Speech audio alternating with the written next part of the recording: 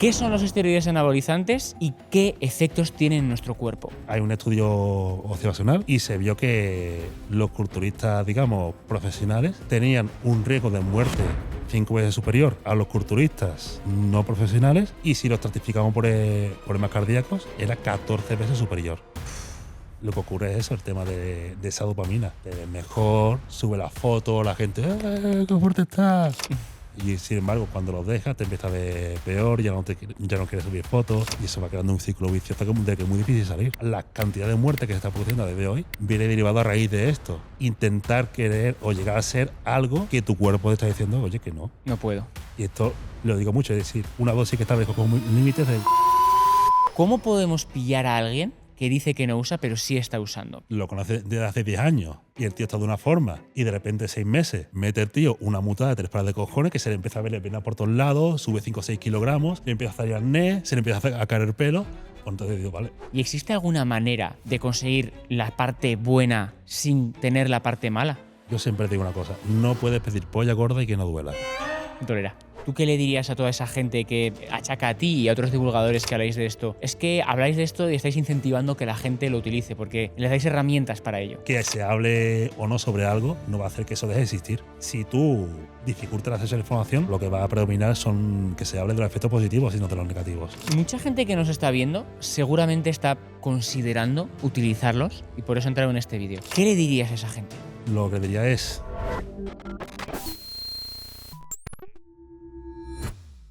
Se estima que entre el 6,4 y el 29% de los usuarios recurrentes a un gimnasio toma esteroides anabolizantes.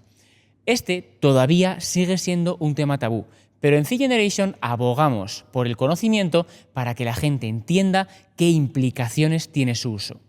Para hablar de ellos hemos invitado a una persona referente en este área, y no solo por el vasto conocimiento que tiene, sino también porque es profesor de nuestra casa y ex usuario de esteroides. Con todos vosotros, Muscle Spain, como se le conoce en las redes, Carlos Mejías, mi compañero en Fit Generation. Nada, de todo, buenos días, ¿qué tal, hombre? No me puedo quejar de nada, aquí estoy, a pasar una buena tarde, Carlos. Bueno, empecemos un poco por el principio. ¿Qué son los esteroides anabolizantes y qué efectos tienen en nuestro cuerpo? Vale, digamos que los esteroides anabolizantes androgénicos, los esteroides anabolizantes, son una familia de sustancias que viene derivada de la testosterona. Puede ser testosterona en sí, o yo cojo la molécula de testosterona y le hago algunas modificaciones estructurales para buscar lo que sea, a lo mejor más afinidad con el receptor, o que no se convierta a estrógeno, lo que sea, ¿vale? Digamos que esos son los esteroides. Son o la testo o derivados de la testo. Vale. Cuando yo la introduzco en el cuerpo, ejerce un efecto endocrino, punto muy importante. Es decir, hay inyectables y orales. En cuanto a los inyectables, no por inyectártelo en el hombro, en el pectoral, en el cuádriceps, en el glúteo, va a crecer más esa zona. Es decir, el efecto es sistémico independientemente del punto de administración. Vale. Cuando eso llega a la sangre, viaja por la sangre y se une a un receptor, que es el receptor androgénico. ¿Vale? Esto lo encontramos en el hueso, en el corazón, riñones, en el músculo esquelético, en el tejido adiposo. Hay prácticamente todos los tejidos del cuerpo tienen este receptor. Entonces, ciñéndonos al efecto positivo que buscamos, cuando se une al receptor androgénico en el músculo esquelético, se forma complejo hormonal receptor y esto viaja al núcleo celular. ¿Vale? Ahí se une a secciones específicas de la cromatina, Vale. y activa una serie de genes que están involucrados, por ejemplo, en este caso, con el aumento de la síntesis de proteínas. Entonces, O sea, digamos en este que caso, es como una forma de encender el interruptor de la construcción de músculo. exactamente. Así que de forma resumida, en el tejido musculoesquelético lo que hace es aumentar la ganancia de masa muscular. Si a esto le suma el estímulo del entrenamiento, pues obviamente mejor que mejor, ¿no? Pero claro, también tiene, digamos, no solamente el tejido musculoesquelético, tiene receptores de andrógenos. Lo tiene el corazón, puede crecer en tamaño y reduce su función. Se puede unir, por ejemplo, al tejido renal. Vale. Y esto puede provocar inflamación y daño renal con el paso del tiempo, cuando la activación es muy... Cuando la activación de andrógeno es muy alta. Vale. El tejido adiposo, que favorecería, digamos, la lipólisis, etcétera, etcétera, etcétera. O sea, el propio tejido adiposo también tiene receptores androgénicos. Exactamente.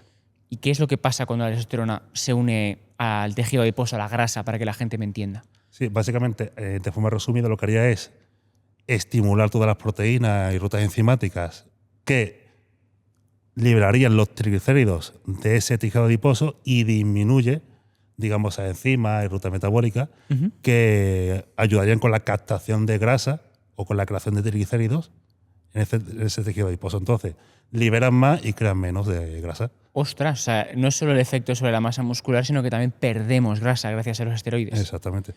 ¿Cuáles son los más frecuentes que nos podemos encontrar?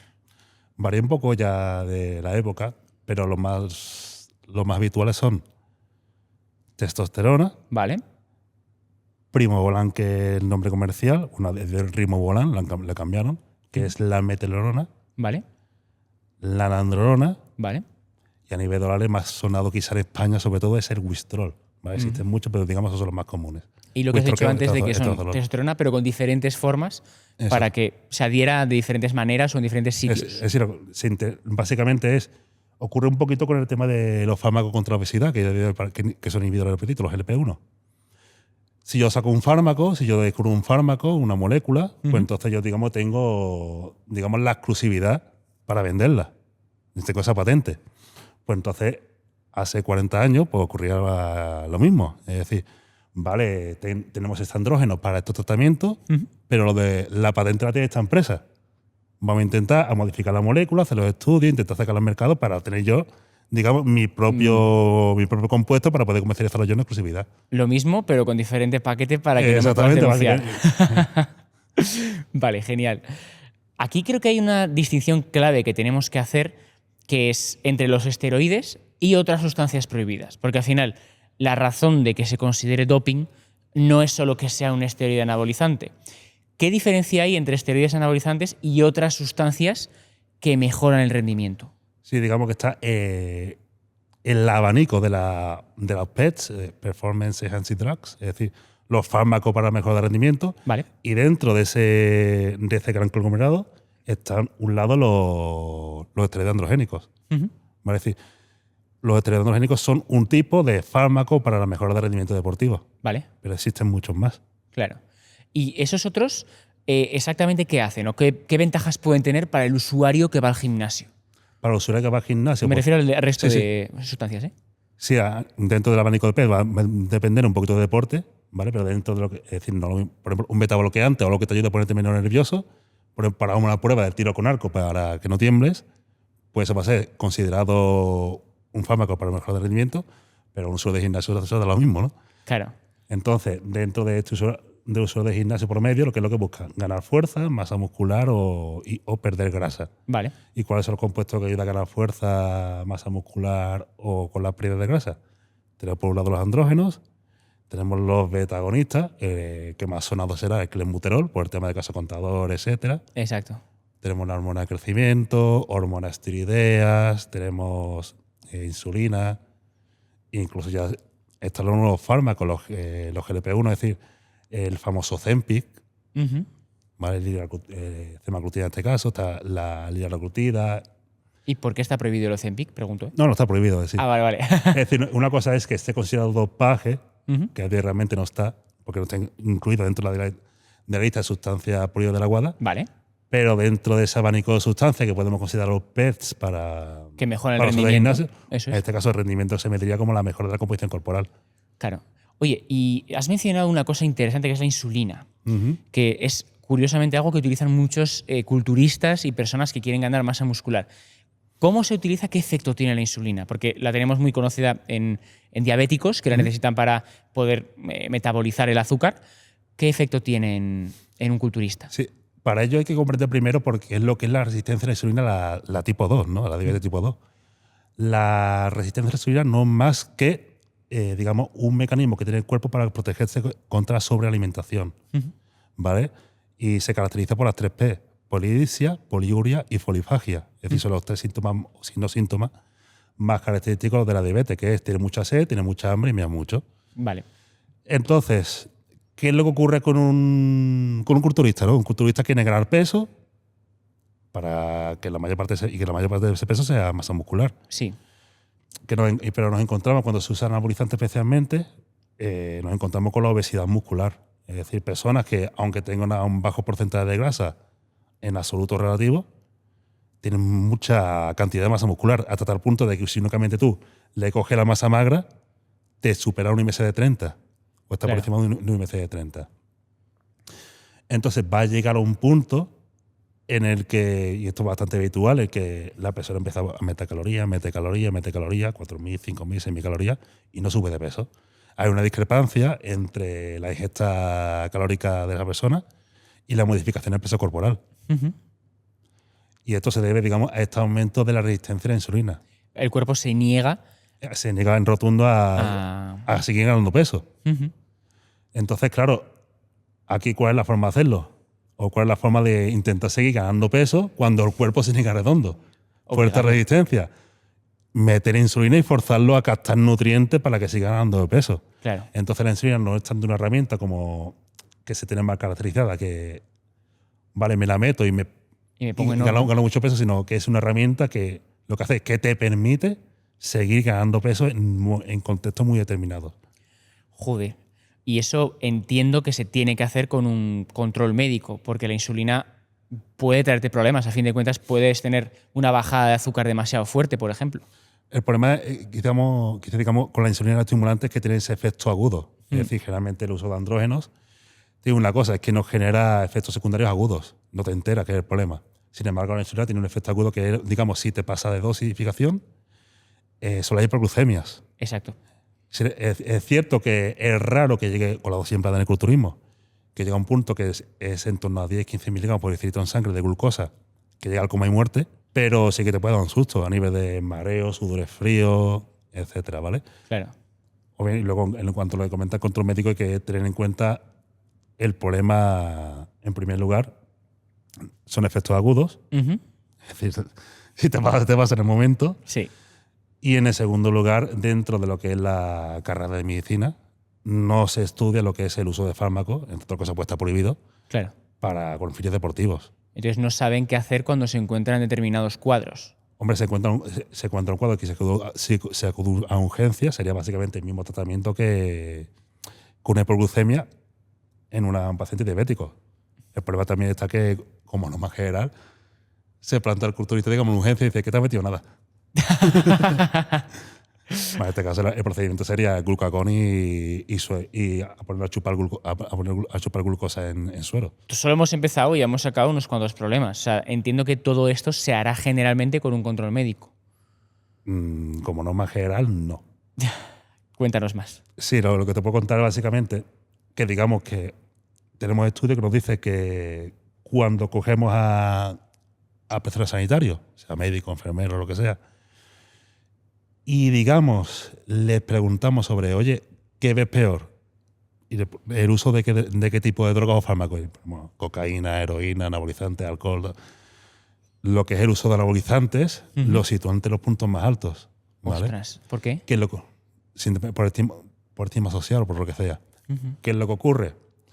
Cuando tenemos una persona que usa anabolizantes, usa, digamos, fármacos para mejorar el rendimiento deportivo y acude a consulta médica, ya sea del MAD, del médico de atención primaria, acude a atención especializada en un hospital o en urgencia, lo que se encuentra es que no se encuentra, lo que se encuentra es que no se siente apoyado. Es decir, en este caso se siente más bien atacado.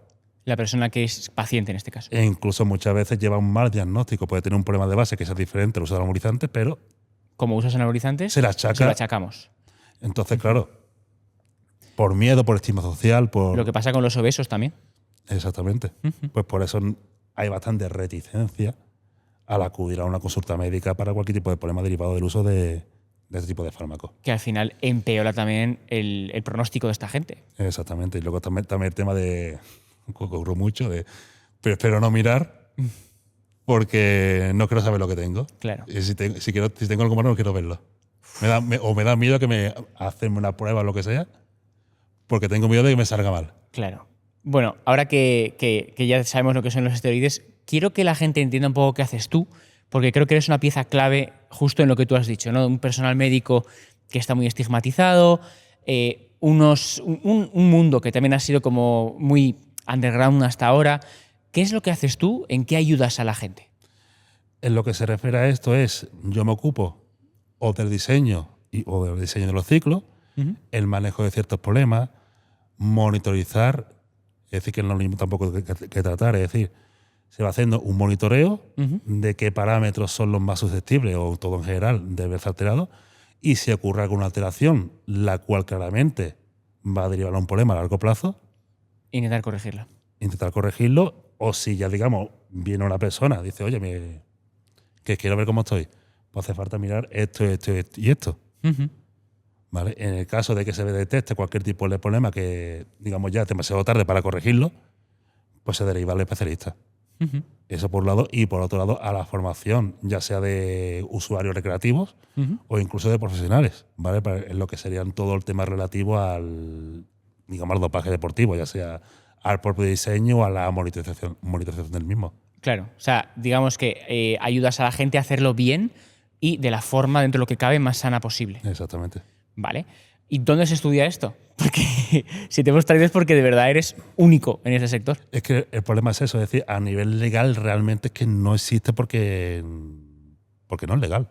Claro. Es decir, no hay ciertas formaciones como Jesus Master, pero realmente te da algo muy por encima. Te dice, oye, esto, ¿qué es esto? Como te he explicado yo, un poco por encima. ¿Qué es el dopaje? ¿Cuáles son las sustancias más empleadas? Sí. Y poco más. Y realmente eso es lo que hay a nivel legal. ¿Y entonces tú cómo te has formado? ¿Qué Pues, estudios tienes para que la gente sepa? Sí, pues yo soy técnico de farmacia, soy la carrera de grado de nutrición, el máster especialista en, digamos, en dopaje deportivo y aparte de la formación de entrenamiento, el TESAF en este caso. Vale. Pero claro, ahí no das... O sea, realmente Es que tienes no, muchísimo conocimiento que has ido formando por tu cuenta. Exactamente, básicamente es cascarte los libros de fisiología, buscar en toda base de datos de estudio todo lo que hay referenciado en torno a ello. No hay mucho, pero algo hay. A nivel de uso, dosificaciones, efectos y sobre todo le guste a la gente o le guste más o menos, le guste menos el tema de trabajo de campo.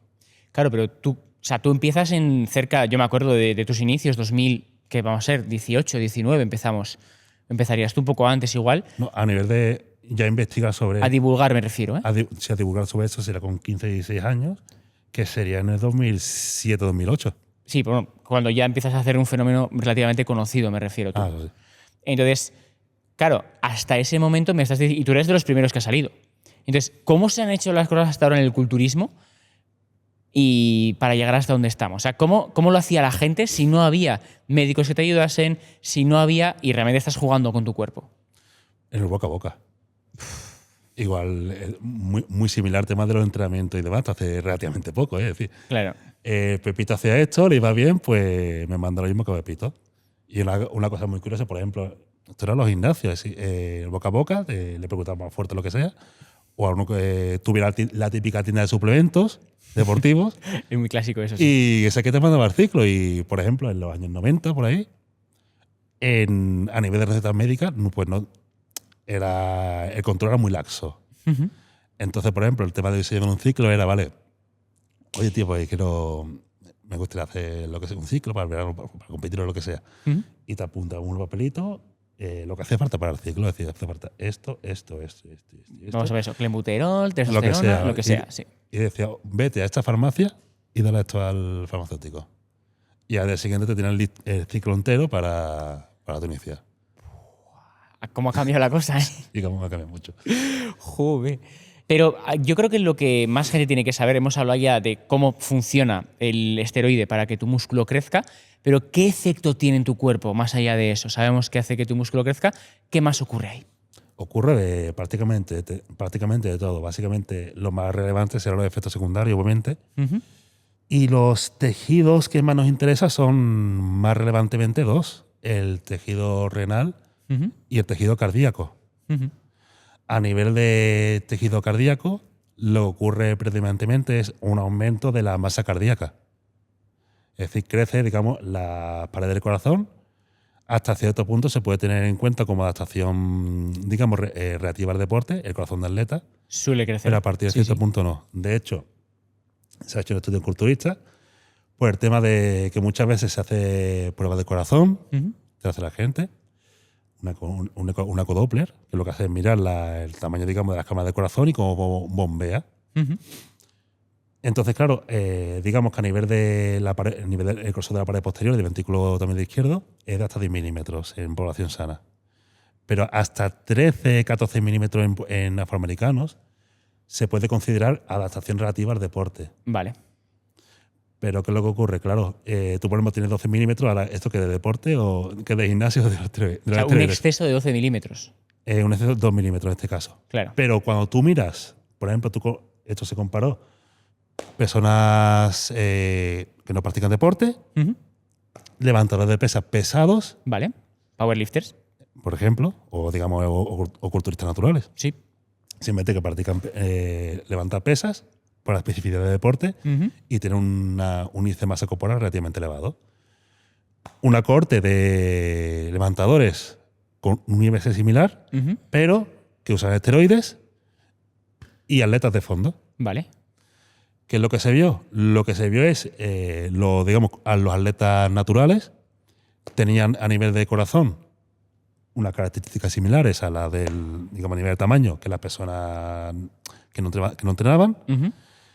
Y las personas que, digamos, los culturistas pesados, por así decirlo, que usaban en anabolizantes, tenían a nivel cardíaco una masa cardíaca, unos tamaños de las diferentes paredes, muchísimo mayor que sus contrapartes naturales y muchísimo mayor que los atletas de fondo. ¿Y de cuánto estamos hablando más o menos? Un 50% más. Ostras. Es decir, masa cardíaca puede ser, por ejemplo, yo qué sé, 237 gramos y lo de normal, los atletas pesados y sus contrapartes, digamos, cicladas, una masa cardíaca de más de casi 400 gramos. Ostras, es mucha diferencia, ¿eh? ¿Y qué es lo que acarrea eso? ¿Qué riesgos puede tener para la gente? A nivel cardíaco, lo primero que te puede encontrar es una disminución de la funcionalidad cardíaca. El corazón bombea con menos eficiencia. ¿Por qué? Paredes mucho más gruesas, más rígidas, el corazón se puede relajar con menos eficiencia y esto como una botella. Como digamos, los típicos enemas, esto de agüilla. Sí. Si tú lo que es el enema lo puedes, digamos, apretar menos para que se deforme y pueda luego chupar más agua, si lo puedes deformar menos, puede chupar menos. Claro, o sea, realmente como funciona por presión negativa, si puede contraerse menos, entrará menos sangre. Exactamente. Y luego saldrá menos sangre también. Entonces, claro, se va produciendo una disminución de la FEBI, que es la fracción de eyección del ventrículo izquierdo, que es cuánta sangre vacía el corazón con cada latido. El ventrículo izquierdo. El ventrículo izquierdo es el que libera sangre, que nutre de sangre al rico en oxígeno a todo el cuerpo. ¿Vale? Entonces, si va disminuyendo esto, se produce, cuando baja el 50%, se produce lo que se conoce como una insuficiencia cardíaca. Claro. Que, entre otras cosas, aumenta el riesgo de trombosis, aumenta el riesgo también de la aparición de arritmias potencialmente letales. La fibrilación ventricular debuta como lo que se conoce como una muerte súbita. Y entre otros tipos de arritmias cardíacas que pueden ser no letales. Ostras, o sea, nos exponemos a ese riesgo. ¿Pasará en todos los casos? Ahora aquí hablamos de riesgos. Es decir, hay un estudio, bueno, un estudio observacional publicado en la revista cardíaca del corazón europea de 2025 y se vio que los culturistas, digamos, profesionales tenían un riesgo de muerte 5 veces superior a los culturistas no profesionales. Vale. Y si lo estratificamos por problemas cardíacos, era 14 veces superior. Vale. Pero claro, aquí estamos hablando de una muestra de culturistas de la IFBB, de la base de datos. Entonces, los no profesionales, no confundir no profesionales con natural. Esos entiendo que tendrán menos riesgo porque harán un abuso menor del esto. O sea, depende mucho también de la dosis, entonces. Exactamente. Y si ya se comparase, digamos, los no naturales, aunque fueran amateurs, con culturistas naturales de verdad, pues entonces ya, digamos, la diferencia será abismal a nivel de problemas cardíacos y muerte y riesgo de mortalidad general. Y hablando del otro órgano que has mencionado, que es el riñón, ¿qué es lo que tenemos que tener en cuenta? A nivel renal, lo que ocurre es, bueno, la enfermedad renal culturista, digamos, relacionada con los anabolizantes, se llama glomerulonephrosis focal y segmentaria secundaria al uso de anabolizantes.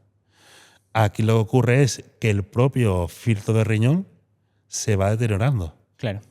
Entonces se va perdiendo una capacidad funcional de riñón. Poco a poco esto se va perdiendo, debuta como enfermedad renal proteinúrica, que significa que hay un exceso de creación de proteína plasmática en la orina, perdón, Ujú.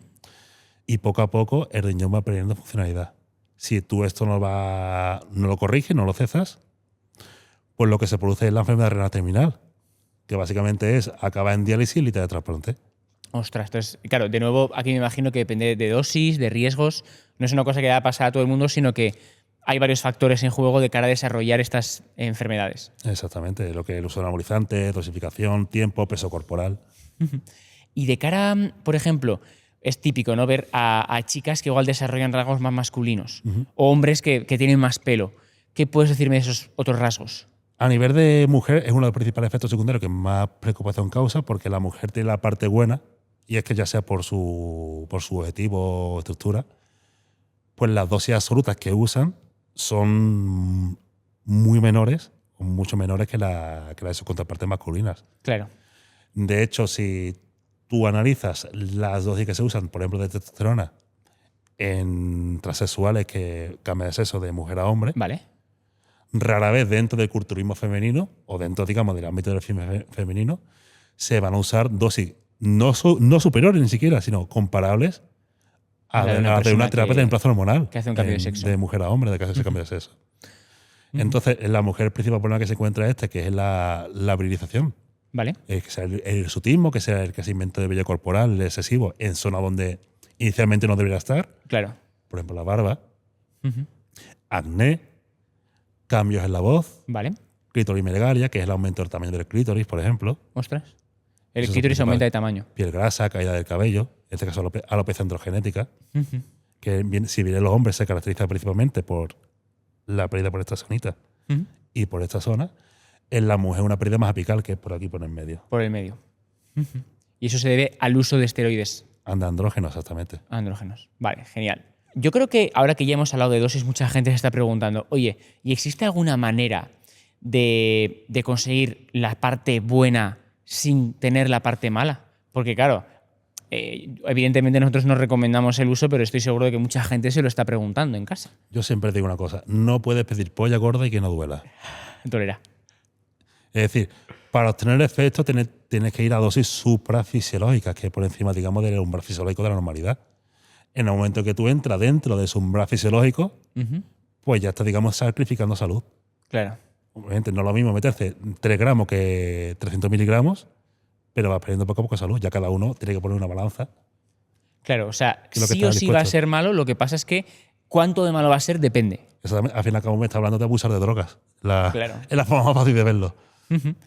¿Y cómo podemos hacerlo o sea, cómo lo haces tú con tus atletas, aquellos que han decidido utilizarlo de forma voluntaria, ¿no?, para hacer esto? O sea, para intentar saber que la dosis no es excesiva, que están haciendo un buen trabajo, un uso dentro de lo que cabe el menos dañino posible. Lo primero es, lo primero que siempre me aseguro de, oye, ¿tú estás seguro en lo que te estás metiendo? Que esto generalmente una vez haces porno y esto, Claro. bueno, son aditivas. entre otras cosas. Como las Pringles. Entonces, claro, lo primero que hacemos es estratificar una dosificación en base a su nivel, que lo estratificamos por índice de masa libre de grasa. Y luego, a nivel de, para no salirnos de la dosis, Ujú. hacer un monitoreo de lo que sería la evolución antropométrica. Vale. Es decir, siempre se va a buscar ganar más músculo que grasa en un volumen y perder más grasa que músculo en definición. Ujú. Si se cumple esta premisa, pues entonces inicialmente no hay que subir la dosis, pero tampoco nos engañemos. Es decir, por un lado, igualmente va a ser igual de malo, y por otro lado, muy importante. Y esto ocurre, y es un problema que viene derivado ahora del tema de las redes. Es decir, porque se tiene en cuenta el uso de esteroides como si fuera algo dicotómico. Es decir, o usas o no usas. Si usas, pues eres la polla con cebolla. Ujú. Metes 20 kilos en un año, estás gigante. No es así. Es decir, está en no uso y dentro del uso hay muchas dosis que se puede usar. Claro, hay grises. No es exactamente lo mismo meterse medio gramo que meterse 5 gramos. Ujú. Entonces, un problema que viene especialmente derivado del tema de las redes es no se tiene en cuenta esto, se tiene en cuenta como si fuera algo dicotómico, o usas o no usas, y se usa todo el mundo porque es igual cuando no es así. Y entonces una cosa que hay que tener en cuenta es, vale, tú tener en cuenta que si quieres hacer un uso, digamos, relativamente lo más o lo menos dañino posible. Ujú. Lo que se ha afectado principalmente es la dosis y no va a progresar tanto. Claro. Entonces hay que tener en cuenta, oye, ¿cuáles son tus objetivos? O sea, Si es tú, ¿qué es lo que curioso buscas porque con esto? el paso 1 es advertirle de que no use y el paso 2 es, ahora que lo vas a hacer, ¿Qué es lo que ¿qué buscas? es lo que quieres hacer tú? Es decir, porque también está el tema de la genética. Es decir, Mm. a mí me gustaría estar como Ronnie Coleman, pero desgraciadamente no puedo estar como Ronnie Coleman. Por mucho que lo intente, si yo hace como Ronnie Coleman, comencé como Ronnie Coleman, empiezo a hacer lo mismo que Ronnie Coleman, yo no me pondría igual que él. Claro. Aunque fuera todo el resto exactamente igual. Es que, de hecho, es una cosa llamativa, ¿no? Porque yo cuando muchas veces hablo con compañeros de gimnasio que utilizan esteroides, la sensación que transmiten muchas veces es que solo importa el consumo de esteroides, que el resto es algo como secundario. Y lo que me estás diciendo me está cambiando mucho la perspectiva porque realmente hay mucho más allá, depende de lo que tú quieras conseguir, pero puedes conseguir muy buen físico y que por mucho que tomes, hay cosas que nunca vas a conseguir porque no eres quien tiene que ser para conseguirlo, ¿no? Exacto. Y esto es uno de los principios, digamos, la cantidad de muerte que se está produciendo desde hoy viene derivado a raíz de esto. No digamos, bueno, sí, el tema de la dosis, pero el tema de intentar querer o llegar a ser algo que tu cuerpo te está diciendo, oye, que no No puedo. puedo. Y esto lo digo mucho, es decir, una dosis que establezco como límites de 1,5 gramos a la semana. Ujú.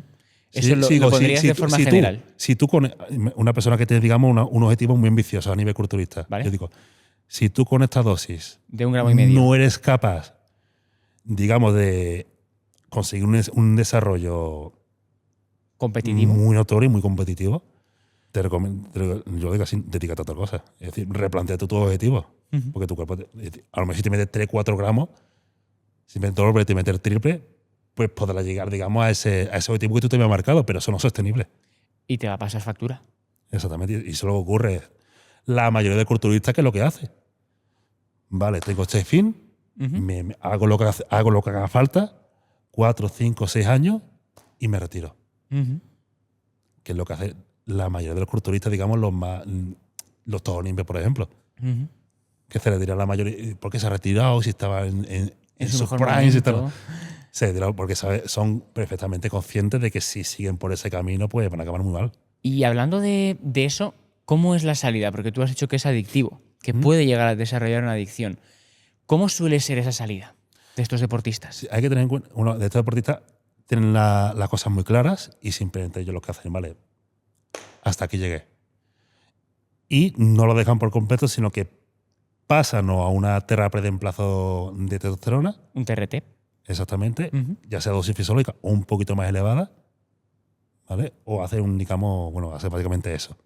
¿Y por qué no pueden dejarlo del todo? Pregunta. Un poco tonta. Porque pero- generalmente ya con tantos años de abuso, a nivel testicular, el propio testículo se había afectado. O sea, tu A cuerpo nivel- ya no puede desarrollar esa testosterona de forma natural. Exactamente. No, puede ser que mantenga un nivel fisiológico de normalidad, pero no lo suficientemente óptimo lo que esa persona busca para mantener, digamos, un cierto físico. ¿Vale? Hay que tener en cuenta que en torno al 30% de los usuarios de anabolizantes se vuelven adictos. Ujú.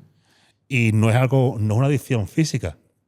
Es decir, que sea que tu cuerpo precisa de ese fármaco y si no se le administra Pasan cosas. el mono, lo que se Ujú. conoce como el mono, sino una adicción fisiológica, psicológica. Ujú. Es decir, lo dejas, empieza a verte más cansado o no tan enérgico como antes, empieza a verte peor físicamente, con menos fuerza, con menos líbido, menos autoestima. Y dices, no quiero sentirme así, quiero sentirme como estaba antes. Quiero verme como estaba antes. ¿Y cómo sales de eso? Teniendo la cabeza muy amueblada. Ya. Ayuda psicológica y. O quizá lo más fácil sea retirar las redes sociales y quitártelas. Claro. Ese día simple. Porque lo que ocurre es eso, el tema de esa dopamina. Es decir, te ves mejor, sube la foto, la gente, ¡qué fuerte estás! Claro. Esto te sube ese ego, esa dopamina, y sin embargo, cuando los dejas, te empieza a ver peor, ya no quieres subir fotos, empieza a ver la gente por las redes que está muy fuerte, que uno físico de la hostia, y eso va creando un ciclo vicioso del que es muy difícil salir. ¿Tú has tenido casos así en tu equipo? De hecho, sí, tenemos mucho, y hemos tenido mucho. Ujú. Y de tener problemas muy graves de salud, decirle, y yo, déjalo que que va a acabar muy mal y no son capaces de dejarlo. ¿Y cómo lo haces con esa gente? O sea, es que me cuesta mucho imaginarme una situación tan dura, ¿no? Porque recuerda un poco a las drogas. Porque es como, ojo, estás metido en una cosa y no consigues salir. Y, claro, ¿cómo ayudas a esa persona? Con planificación. Realmente tenemos dos perfiles. Es decir, el que son nuestros de toda la vida, los clientes nuestros, y los que nos llegan de fuera, por así decirlo. Los juguetes rotos, ¿no? Exactamente. Lo ocurre cuando llega, digamos, un juguete roto, como has dicho, generalmente viene porque has visto algo raro a nivel de se ha encontrado algo muy mal o ha visto una prueba médica algo que no cuadra mucho. Y entonces esta persona se dice, oye, mira, ocurre esto y esto y esto, ¿vale? Lo que tiene se denomina de qué manera o de manera. Y si tú no interrumpes el uso, pues te va a pasar esto. Hay bastante investigación en respecto, digamos, bastantes revisiones, digamos, narrativas en torno a ello, de que para un usuario de anabolizantes es muy estúpido decir no... No tomes anabolizantes. Cuando ocurre esto, pues no hace caso omiso. Generalmente lo que se le plantea, oye, mira, si tú sigues con esta dosis, pues te va a ocurrir esto. Tampoco soy gilipollas y te voy a decir que no tomes nada, es lo ideal, pero yo sé que no vas a hacerlo. Entonces lo que se puede plantear es, no se plantea una TRT al uso, sino una dosis un poco superior. Vale. Pero que al menos que a la larga este problema no te lo siga empeorando. Que disminuya el consumo. Vamos a seguir monitorizando. Si vemos que sigue empeorando o no mejora, pues entonces ya sí te decimos, mira, o bajamos a dosis terapéutica o abandonamos, o... Claro. O la otra salida que no es mejor. O no te va a gustar lo que te va a ocurrir. Claro. Y con los nosotros exactamente lo mismo. Es decir, generalmente es la persona la que nos dice, mira, ya he conseguido mis objetivos y no quiero seguir usando. Entonces, mira, en función del tiempo que haya transcurrido entre el inicio y ese final, se le pueden plantear varias opciones. Es decir, generalmente planteamos, mira, cortamos del todo, vamos monitorizando.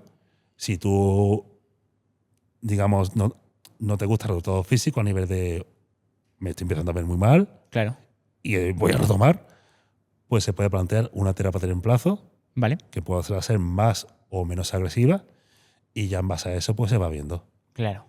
Vale, pero no se hace eso de, a no ser que lo plantee la persona, de, oye, dejarlo tomar por culo, estoy bien, yo creo que con esto creo que puedo mantenerme y ya está. Claro. Es que al final también es un poco lo que pasa con todos los adictos. Tú no puedes decir a un adicto, deja de consumir. No funciona así. Es que decirle eso, como decirle a un obeso, oye, no comas, ¿no? O una persona que tiene insomnio, pues duerme mal, duérmete, ¿no? cabrón. O una persona que está nerviosa, oye, cálmate. No funciona así. Es poco realista, no funciona así, desgraciadamente. Claro. Has comentado que se ha visto un aumento en el número de muertes relacionadas con el consumo de esteroides. ¿Tenemos datos de esto? ¿Es esto cierto? Como aumento como tal, creo que no hay, digamos, tenemos que ceñirnos en este caso a lo que sería la noticia, por así decirlo. Claro, porque... Y ya sea porque hay más... Es inevitable porque las personas que tenían 20 años en el año 2000, pues ya a día de hoy tienen 40 años, tienen 30 largos, 40 años, ¿vale? Y como norma general, la mayor parte de los problemas ocurren en torno a los 10-15 años tras el inicio del abuso, cuando es continuado. De hecho, en este estudio que lo citó Avellán, el doctor Avellán, pues digamos, la media de las muertes ocurría en torno a los 35 años aproximadamente. ¡Ostras! O sea, entonces, ese es el estudio que mencionó él en el podcast de Jordi Wild. Exactamente, ese que te digo yo, de que los culturistas profesionales tenían un riesgo de mortalidad general 5 veces superior al de los culturistas amateurs. Que es gente, entre comillas, atlética, normal. No, los culturistas amateurs son, digamos, personas que usan anabolizantes, pero vale, que no han competido como profesional nunca en su vida. Claro, eso comparado con un atleta normal. Ahora, si ya comparásemos con un culturista natural, no puedo poner mano al fuego, pero seguramente el riesgo de mortalidad será 15 o 20 veces superior. Perfectamente. 15 o 20 veces superior. Es una ya solamente a nivel cardíaco era entre profesional y amateur, era 14 veces a nivel solamente de muerte cardíaca. Wow. Ya que ya aquí hablamos de usar con no usar nada. Claro. Joder, y de todo esto no hay datos. Es que es curioso, ¿no? Porque tenemos que basarnos en noticias, tenemos que basarnos en... ¿No hay alguna revisión que haya intentado cuantificar si ha habido un aumento, una disminución. Que Me yo llama la atención. Que yo sepa, no, igualmente es bastante complejo. ¿Por qué? Encontrar, digamos, a una muestra lo suficientemente grande para que estadísticamente a nivel epidemiológico te valga, Claro. de culturistas que usan, o de personas que usan andrógenos, y además mantener un seguimiento durante 10, 15, 20 años. Claro, y también es verdad que tendrías que clasificar la muerte como relacionada con esteroides cuando lo que ha pasado es un paro cardíaco, por ejemplo. Haría falta una autopsia. Claro. Básicamente lo que se hizo en este estudio que te comento fue coger una base de datos Ujú. de culturistas que estaban federados y revisando con el tema de noticias que salían las muertes. ¿Hay algún caso sonado reciente que nos puedas comentar para ubicarlo un poco? De muerte. Sí. Un caso reciente que ahora mismo, hacia bote pronto no sabría decirte. Ujú. ¿Vale? Sé, digamos, casos recientes personales, por ejemplo, porque no solamente, digamos, mueren los culturistas más famosos, sino también otros. También muere gente que no Y, conoce por ejemplo, a nadie. no, algo muy, muy simple. Yo convertí un par de veces y esta vez coincidí con un hombre que siempre conversaba conmigo, me tranquilizaba y demás, y era amigo de un colega mío que es Manuel Calera. Ujú. Y me encontré de sopetón una noticia de un periódico de su pueblo de que había muerto de paro cardíaco a los 40 y pico años. Ostras. Yo cuando vi la foto digo, hostia, Manu, mira quién es, tío. Ostras, es que creo que sé quién dices porque salió hace poco en el periódico. Un hombre no me sale el pueblo, pero sí, un pueblo de Andalucía, cerca de Sí. Cádiz. Sí, ese es. Joder. Yo digo, hostia puta, Manu, no me jodas que. Yo sí con este tío hablaba yo. ¿Sabes? Madre mía. Pero Joder, a nivel culturista famoso, ánimo no se publica el tema recientemente. Ujú. Quizá, digamos, no de muerte, pero sí de problemas hostia, ¿cómo era? Me da cosa de decirlo. El moreno, el Cali Muscle, coño. Que tuvo un problema cardíaco. Kai Green. No, Cali Muscle. Ah, ni idea. Si lo ves, seguramente lo ubique. Ujú. Él decía que era natural, tuvo un problema. Tú lo ves, no había forma que fuera natural. Tuvo un problema cardíaco y lo ves después del problema cardíaco y es la mitad. Claro. Ahora sí es natural. Ahora sí, ¿no? Bueno, a ver. Bueno, mira, es que es triste lo que voy a decir, pero si eso ha servido para que dejes de usar, pues mejor para ti. Hombre, menos que no hubiera pasado nada, ¿no? Pero, Claro, exacto. Mejor es que no te pase nada, pero bueno, ya estoy en este punto. Y esto en otros deportes también ocurre porque está muy como invisibilizado, ¿no? Está muy vinculado el uso de sustancias prohibidas, entre ellas esteroides, al culturismo, pero ocurre en otros deportes. ¿Tú tienes algún dato al respecto como profesional? es que en otros deportes las muertes son mucho menos muertes, entre otras cosas. ¿Por qué? Porque aquí ya entramos dentro de disciplinas deportivas que, por decirlo de algún modo, están más profesionalizadas. Claro. Hablamos de ciclismo, deporte de fondo, es decir, lo que triatletas, sprinters, halterofilia. Son deportes mucho más profesionalizados, donde, digamos, el papel del médico, la figura del médico está mucho más presente desde una perspectiva de revisar o ir revisando la salud de ese atleta. Claro. O sea, se hace como un control, se hace un dopaje bueno. Y aparte, ten en cuenta que en estos deportes, lo que te comenté al principio, es decir, son deportes en los que la persona se retira relativamente joven. Es decir, porque básicamente donde se consigue ese pico de rendimiento deportivo. ¿Se retiran cuándo? ¿A los 24, 25, 26, 27 años? La mayoría de Entonces, claro, ciclistas se retira muy jóvenes. No se Sí. retiran, dejo de usarlo. Ujú. Pero no confundir tampoco la ausencia de muerte con la ausencia de uso. Claro. Quiero poner una anécdota, por ejemplo. No sé si te has fijado, pero de repente, a nivel de positivo en control de antidopaje, Ujú. no hay nada, pero de repente como que empieza a dar muchos positivos por un fármaco muy concreto, Ujú. en una fecha muy concreta, ¿no? Vale. Esto es porque a nivel analítico se descubren diferentes metabolitos Ujú. que duran o se pueden detectar durante periodos mucho más prolongados de tiempo, y por tanto lo que hace es coger las muestras de orina que tienen congeladas Del pasado. Ujú. del pasado y lo miran. Y de repente ahí va. Y por ejemplo, hasta hace unos pocos años empezaron a dar muchos positivos por oxandrolona. Ujú. ¿Qué es lo que ocurría? Por ejemplo, la oxandrolona se usó muchísimo en la década de 2000, ¿En qué especialmente en el deportes? ciclismo. En ciclismo.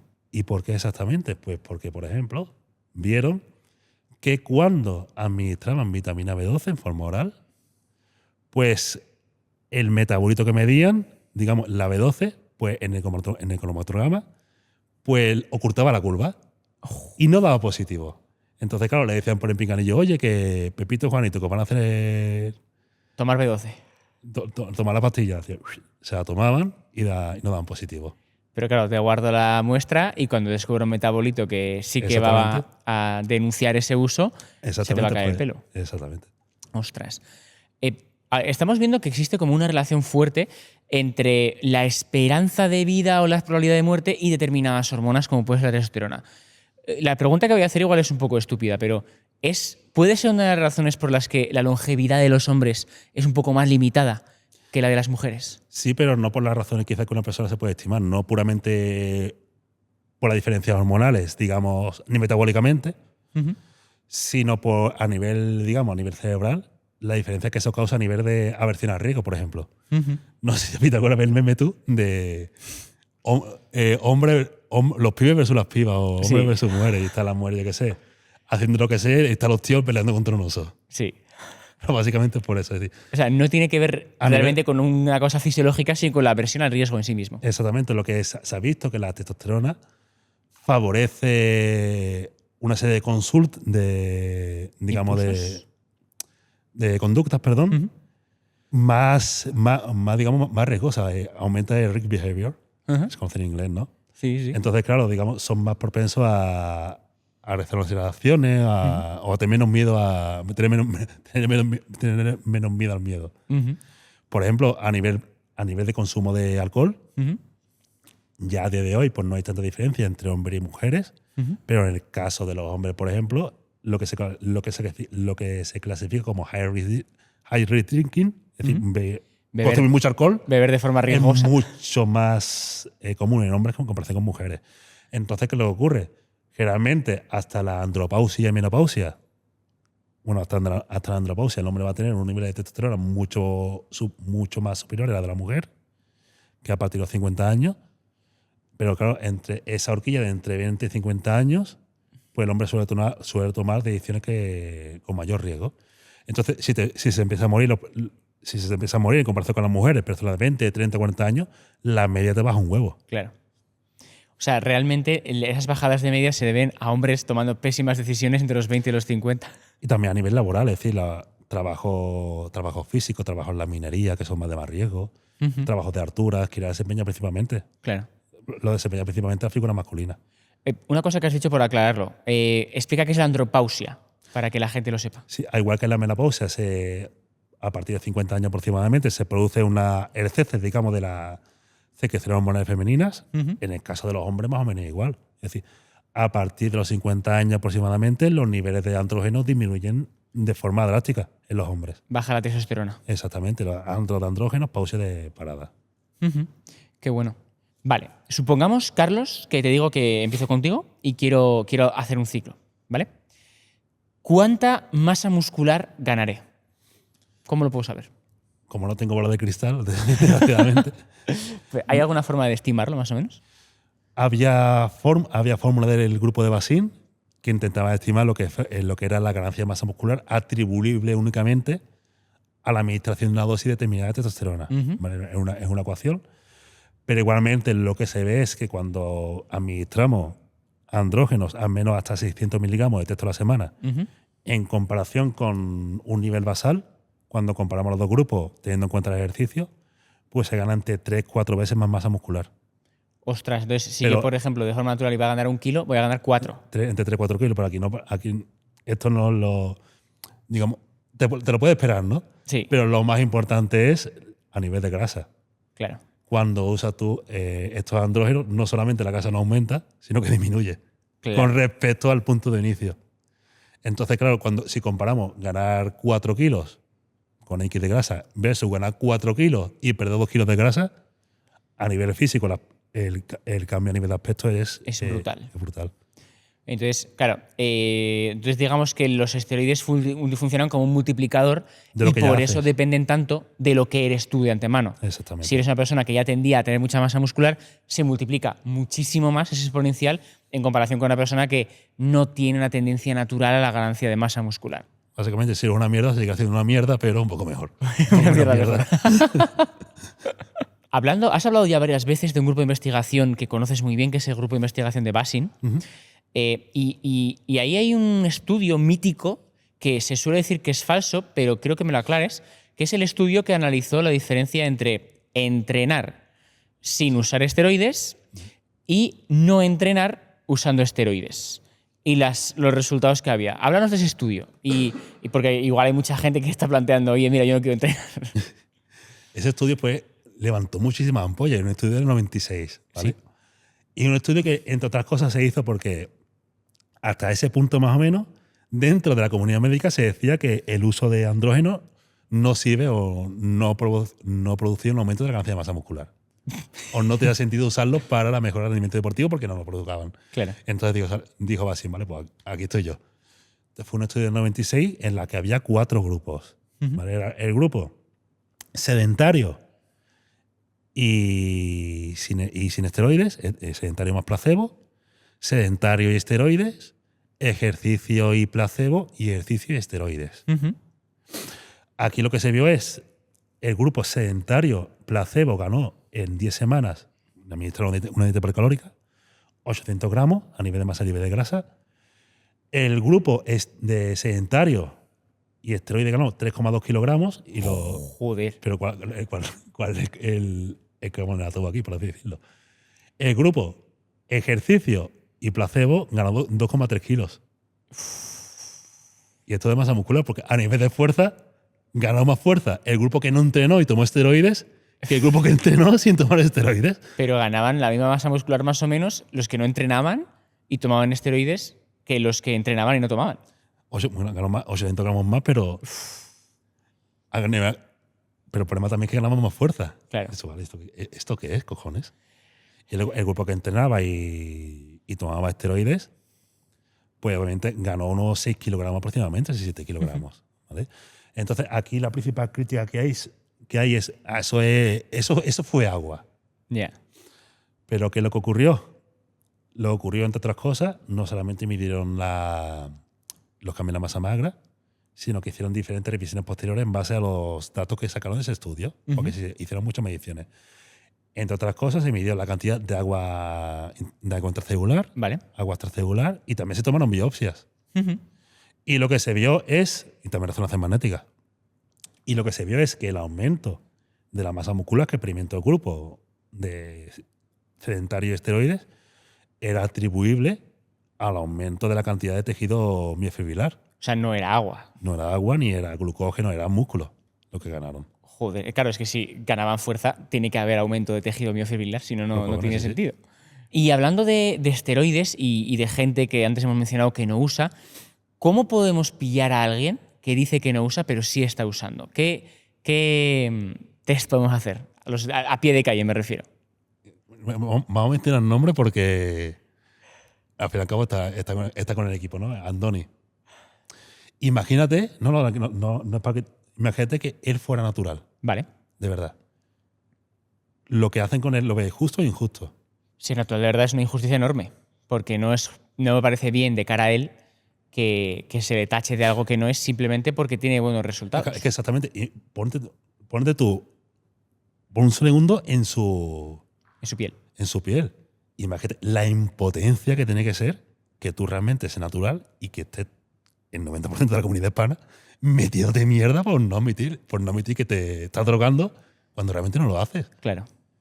Entonces, en base a esa pregunta, lo que también comentamos, estuvimos hablando al principio, tú has preparado muchísimas personas y seguramente habrás visto personas que dices tú, si no lo conocieras, no pondría la mano en el fuego por este hombre ni harto vino. Tú le has visto crecer y dices, hostia, pues es que es natural porque le he entrenado yo. Exacto. Entonces, claro, yo no me atrevería nunca. Es decir, yo realmente, si tú me preguntas, oye, ¿cómo sé si una persona es natural o no natural? Pues la verdad es que no sabría qué decirte, porque ya he tenido muchas veces, a veces con Valentí, que llamamos asesorías a medias, yo me encargo de la parte química, por así decirlo, de decirle, oye, júrame que te tío natural. Júrame que te tío natural porque me hace falta saberlo, no por nada, sino para poder decirlo correctamente. Por eso sí, Carlos, pero digo yo que es natural. Ostras. Entonces, claro, yo jamás me atrevería a una persona sin conocerla, sin saber su contexto y saber de dónde viene. Ujú. Decir, oye, pues mira, pues con esto, pues, ¿sabes si es natural o no natural?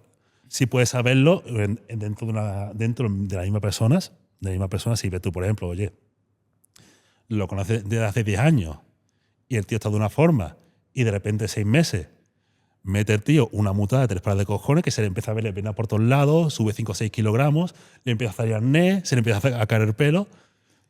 Pues entonces digo, vale, puede hacer caso de que haya pasado lo que sea, pero Claro, tienes que haberle seguido. muy posiblemente algo haya usado. Claro, pero ahí tienes un poco los indicadores que has comentado, ¿no? El acné, la pérdida de cabello, el aumento de vello corporal, pueden ser indicadores. Antes se decía mucho sobre los trapecios. ¿Por qué base tiene eso y es real Sí. o no es real? Es real porque se ve que cuando tú vas bajando tú con el cuerpo humano ¿Sí? y a medida que va bajando, la cantidad de receptores androgénicos va siendo menor.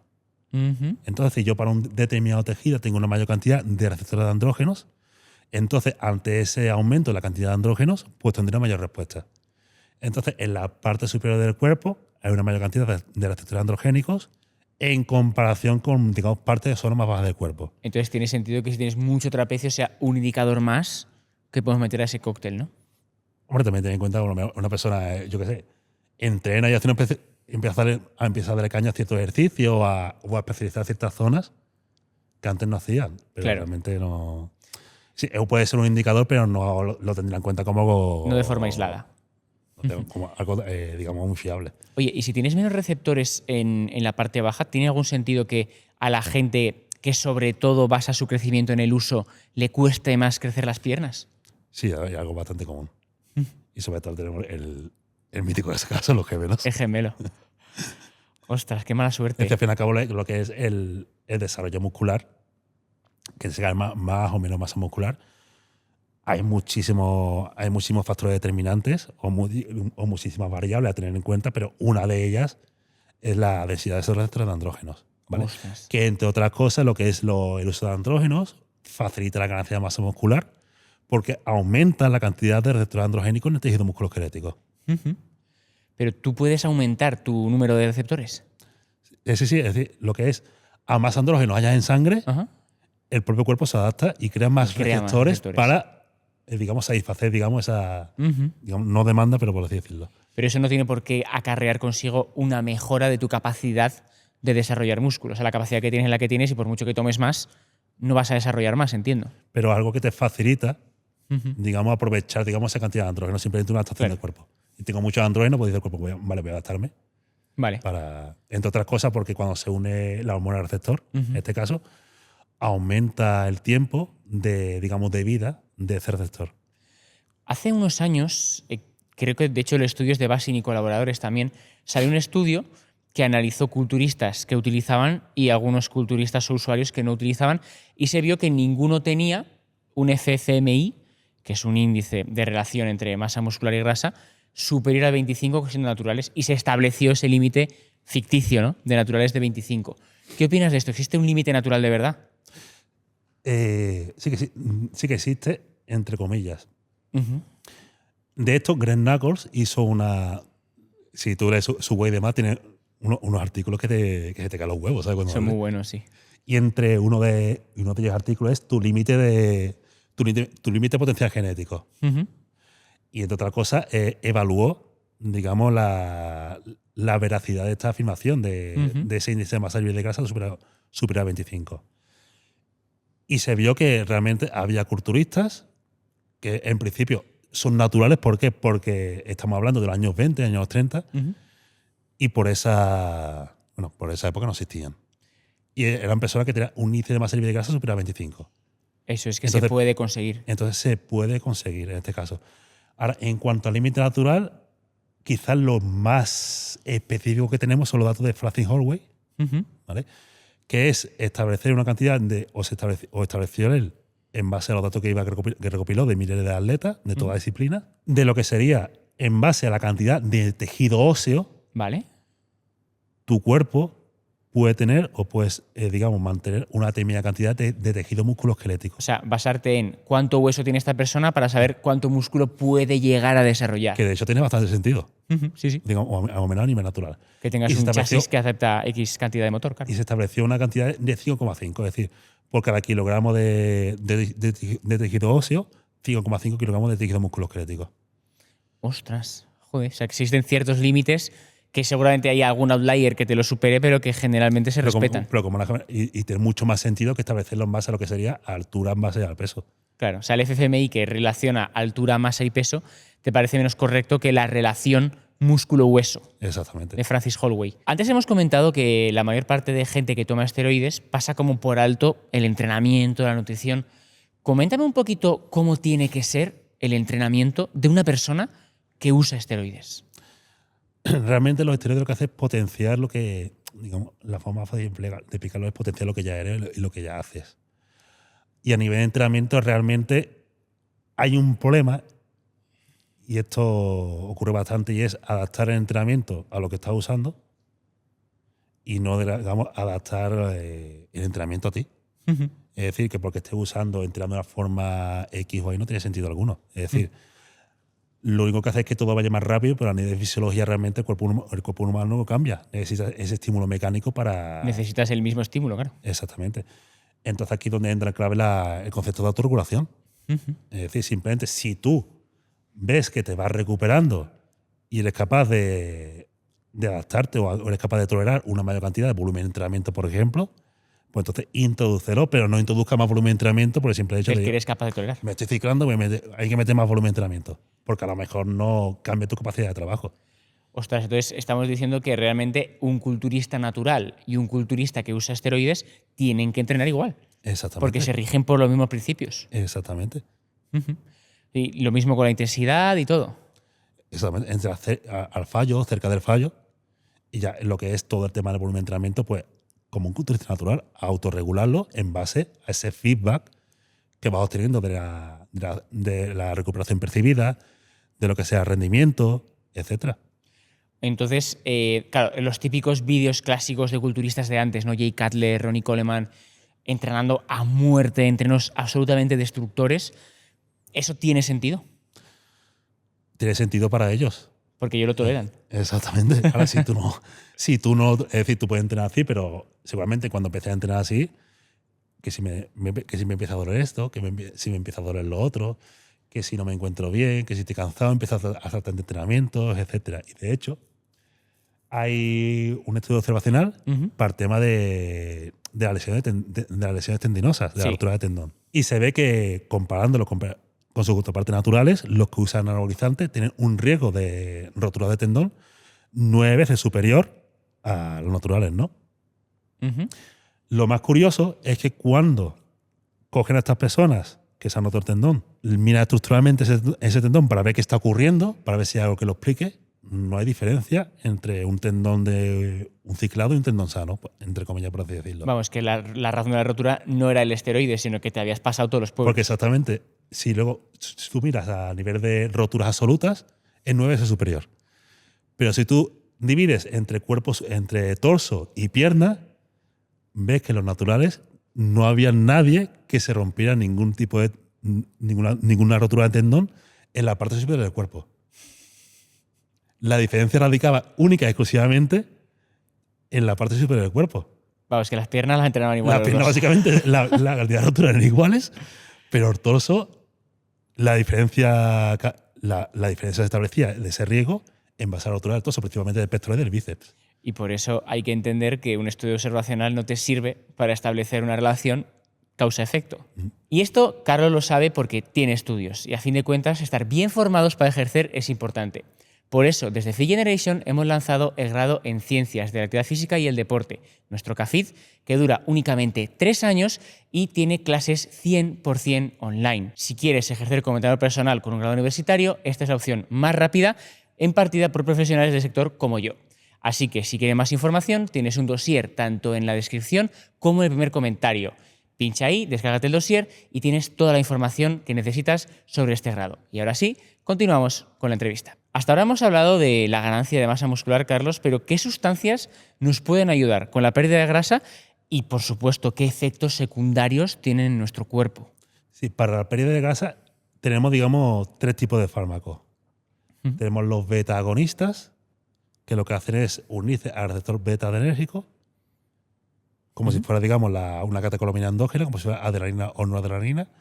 Esto lo que hace, por un lado, es estimular la lipólisis, que es la liberación de grasa por parte del tejido adiposo. Y también estimula el gasto cardíaco a nivel de quema de calorías y también a nivel muscular. Entonces, por un lado, libera más grasa al torrente sanguíneo y, por otro lado, quema más calorías. Claro. Luego tenemos las hormonas tiroideas. Es decir, son, al fin y al cabo, hormonas que lo que hacen es, si tú las consumes en las cantidades altas, pues aumenta el metabolismo con todas las reacciones metabólicas y con ello aumenta también lo que será la tasa metabólica. Es un poco cómo funciona la cafeína también, que lo que hace es aumentar tu gasto. La cafeína se llama menos como los betagonistas.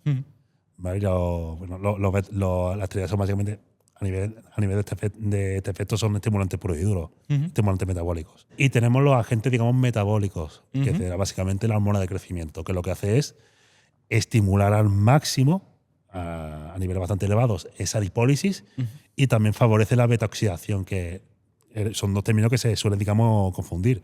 Lipólisis es la liberación de grasa por parte del tejido adiposo y beta-oxidación es la quema de esa grasa dentro de mitocondria para obtener energía. Claro. Entonces, digamos, son 2 partes de un proceso. Exactamente. Vale. Mucha gente que nos está viendo seguramente está considerando utilizarlos y por eso he entrado en este vídeo. ¿Qué le dirías a esa gente? Lo que diría es que se informen bien. Es decir, no te voy a decir, yo soy aquí el padre de nadie, y voy a decirle, oye, no tomes esto. Que ya por ahí si lo tomaré si me da la gana, ¿no? Eso por un lado. Entonces, simplemente, la adición que tomes, que sea una adición, un uso informado, es decir, que sepas qué es lo que hay, tanto a nivel positivo como a nivel negativo. Y así te ocurre lo que sea, que realmente tú hayas sido consecuente con ello. Sí, vale, yo lo tomo, pero yo sé que puedo tener problemas, pero yo lo sé. Claro. Y he tomado esta decisión a sabiendas de eso. No, oye, lo tomo y me pasa lo que sea. Hostia, yo no lo sabía. Vaya, hombre. Lo segundo es algo en la línea de lo que hemos comentado a nivel de genética. Es decir, lo que no hizo tu padre con la polla, lo que no hizo tu padre con la polla, no lo haces tú ni con 1000 ampollas. Es decir, va a seguir teniendo limitaciones genéticas, solamente que va a ser un poquito más amplias. Pone de un pi en lo de polla. Va a seguir teniendo tus limitaciones genéticas, simplemente que vas a poder llegar un poquito más lejos. Vale. Y lo último es, una vez haces porno y esto, es decir, son sustancias que te pueden generar una adicción no física, psicológica, pero adicción al fin y al cabo. Y si ya están tomando, ¿qué les dirías? Pues, ¿Cómo hacen un uso lo menos dañino posible? Pues en este caso, no diría como uso menos dañino, sino un uso informado. Entonces, aquí lo que le diría es, oye, esto sabes que puede causar problemas de salud, monitoriza. Porque al fin y al cabo, aunque hagas un uso más extenso o menos extenso, que dependerá de tu objetivo, una cosa que es cierto es que si tú vas monitorizando, cualquier tipo de problema que te pueda venir derivado, lo vas a venir de lejos. Podrás minimizarlo o esquivarlo, claro. Exactamente, o lo puedes minimizar, lo puedes ralentizar o lo puedes esquivar. Depende. Es evitar en este caso. Entonces simplemente es busca ayuda, en este caso que te ayude a monitorizar y no haga lo de que esto son cosas muy raras, eso no le pasa a nadie o eso no me va a pasar a mí. Claro. Aunque sea un 1%, es decir, aunque sea 1 de cada 1000, cuando eres ese 1, te da igual que sea 1%, 0,1%, te ha tocado. Sí. Y te jodes. ¿Vale? Y sobre todo, el tema de, oye, no hagas la gilipollez de, no, yo no miro, no vaya a ser que tenga algo mal y lo descubra. Porque muchos de los problemas se pueden ralentizar muchísimo en el tiempo o se pueden evitar simplemente con una detección temprana. Es que ya lo has hecho varias veces, entonces entiendo que esto es algo que está muy extendido en el mundillo. Porque ya lo has mencionado varias veces, ¿no? Lo de no voy a mirar, no sea que me encuentre algo que me obligue a cambiar mi estilo de vida, me obligue a cambiar mi consumo o que directamente me haga tomar alguna acción, ¿no? Y es que y lo digo más que nada porque hace 7 años, cuando yo empezaba a divulgar sobre los efectos secundarios, la gente se reía. Exagerado, eso es mentira, no tiene ni puta idea. Que es lo que está pasando desde hoy. Pasemos a hablar un poco de tu experiencia con ellos, porque hasta ahora hemos hablado un poco más a nivel teórico y ahora me gustaría hablar de ti, tanto como profesional como de su usuario. ¿Cuándo empiezas tú a usar esteroides y por qué? Yo empecé a usarlos con 18 años. ¿Y por qué? Yo, entre otras cosas, tenía un objetivo a nivel culturista. Yo quiero... Quería ser culturista. Culturista, ¿no? Con el me dieron por culo. Entonces, claro, yo, entre otras cosas, tenía hipogonadismo. Hipogonadismo. Sí, yo tenía Ostras, ¿qué pasa? ginecomastia, un patrón de distribución de grasa femenino, tenía vello facial. Ostras. Entonces, claro, por la seguridad social iban muy lento las cosas, ¿no? Igualmente me la acabaron aceptando, porque esto fue algo muy curioso. Yo ya tenía ciertos ingresos por temas de redacción de artículos, etcétera. Y en cuanto cumplí los 18 años, me hice un seguro. Lo primero que hice fue el día 18. Bueno, no sé exactamente si cayó fin de semana o no. Pero básicamente cumplí 18 años y fui a hacerme un seguro médico. Y de seguro médico fui a la clínica San Agustín, 2 hermanas. Al endocrino le puse, oye, mira, me pasa esto, aquí tengo hipogonadismo. No, básicamente la prueba de todos los años que me llevo haciendo en el médico, en la seguridad social, la revisó y pum. Y te puso testosterona. Y justamente a las 2 semanas así tenía consulta con el endocrino de la sanidad pública y también me la recetó. Ya porque ya reviso todas las pruebas. Claro. Entonces yo tenía, digamos, receta por 2 lados. Ya era una dosis suprafisiológica. Ya era el doble de dosis. Entonces ya así empecé. ¿Y cómo sigue eso? ¿Cómo se desarrolla? ¿Competiste, no competiste? Cuéntame un poco cuándo dejas de usar. Hablemos de tu historia con ellos. Sí, a nivel de competición, competí culturismo, me fue bastante mal. De otra cosa, era bastante poco estricto con la dieta. ¿Vale? Y igualmente, sea no estricto con la dieta, lo que va a definir principalmente el tema de la definición. No así la ganancia de masa muscular. Claro. Porque a nivel de volumen no tiene problema ninguno. ¿Vale? A nivel de seguir una dieta en volumen, digamos, estricta, fija, con X calorías, mantener las calorías, mantener el consumo durante los días, etc. Pero claro, yo veía que a nivel antropométrico pues no evolucionaba. Subía la dosis, evolucionaba, pero no al ritmo que yo veía. Que tú querías o creías que tenías que tener. O que yo necesitaba. ¿Vale? Porque para ganar 2 o 3 kilos en un año, pues dije yo un punto, ya en el que empecé a tener mucho más conocimiento, dije yo, vale, si era lo que le decía yo, lo que digo yo a la gente, si tiene que usar más de esta dosis, replanteate objetivos. Yo lo hice conmigo mismo, es decir, llegué a este punto y no voy a reventarme la salud para una puta chapa de plástico de mierda en una competición. Claro. Y es entonces cuando dejas de el culturismo utilizar. digo, vale, ¿ahora qué hago? A nivel de entrenamiento, es decir, porque si no me aburro, ¿no? Y fue cuando me planteé en competir en el powerlifting, que me fue muchísimo mejor. ¿Vale? Y coincidió, básicamente, yo dejé de usar. No dejar de usarlo, porque al fin y al cabo tengo que usarlo pues como terapia de reemplazo. Pero claro, sí dejar las dosis suprafisiológicas. Tú tenías hipogonadismo, entonces necesitabas tomarlo. Pero sí fue dejar esa dosis suprafisiológica, ¿vale? Que coincide, digamos, la primera competición de powerlifting con la primera publicación que tengo en Instagram, por si alguien quiere ver la fecha, que era el 2016-2017, creo. ¿Vale? Que se fue cuando dejaste de utilizar. ¿Y tú consideras que, o sea, durante cuántos años estuviste tomando, más o menos? Si fue 2016-2017, tendría yo 24 25 años, pues unos 5 o 6 años. ¿Consideras que te pasará factura o que es algo que en un futuro te va a pasar? Realmente no lo sé. Yo no lo dejé por ningún tipo de problema, lo dejé por eso. Y a nivel de problema no tengo ninguna repercusión a nivel de ningún órgano. Claro. También es que hiciste un uso muy informado. Ahora que si me hago una biopsia y ahora se vea que en comparación con un sujeto sano tenga algo más no lo sé. Claro. Pero en principio, a nivel funcional y de lo que se puede mirar como paciente, no hay ningún tipo de, o no tengo ningún tipo de problema aparente. Si una persona deja de tomar esteroides anabolizantes, ¿puede llegar a considerarse natural otra vez? ¿O debido al aumento, las mejoras que ha tenido en su cuerpo, ya nunca más va a ser igual que si no hubiera tomado nada? Sí, dependerá mucho del nivel que haya cogido. Es decir, si lo tomamos de una perspectiva a nivel más celular, realmente las personas que has visto que ya han tomado esteroides, aunque ya no lo usen desde hace años, pues tienen una mayor cantidad de receptores androgénicos. Para que esto no pueda traducirse en una ganancia de masa muscular más fácil, pues no lo sabemos. Claro. Tiene sentido que sí, pero puede que no. O sea, hay cambios, pero no sabemos si dichos cambios generan unas mejoras o no. Lo que sí es importante tener en cuenta es, por ejemplo, el tema del nivel que haya cogido. Es decir, que a lo mejor ha alcanzado, por así decirlo, su límite natural. Si realmente existe este límite o se puede alcanzar realmente. Pero hay que tener en cuenta que esta persona a lo mejor ha conseguido este límite en un periodo muy corto o un intervalo bastante corto de tiempo. Es decir, cuando se ha usado esteroides va a progresar mucho más rápidamente y a lo mejor ha hecho un uso que de otra forma le ha permitido conseguir un físico que perderá algo de masa muscular con el tiempo, pero va a mantener un estado físico que de otra forma jamás lo hubiera podido conseguir en el tiempo que hubiera tenido habitualmente. Claro. ¿Tú si volvieras atrás, volverías a tomarlos? Sin duda alguna. Sí, que sin duda alguna. No te voy a decir que no, porque sabe perfectamente qué estaba haciendo y no es algo que me arrepienta. Jo, pero en el contexto actual que hay con, ¿sabes? Si yo tengo un cuerpo perro, Yeah. o tener un cuerpo más perro, por lo menos tengo un cuerpo con el que me encuentro cómodo.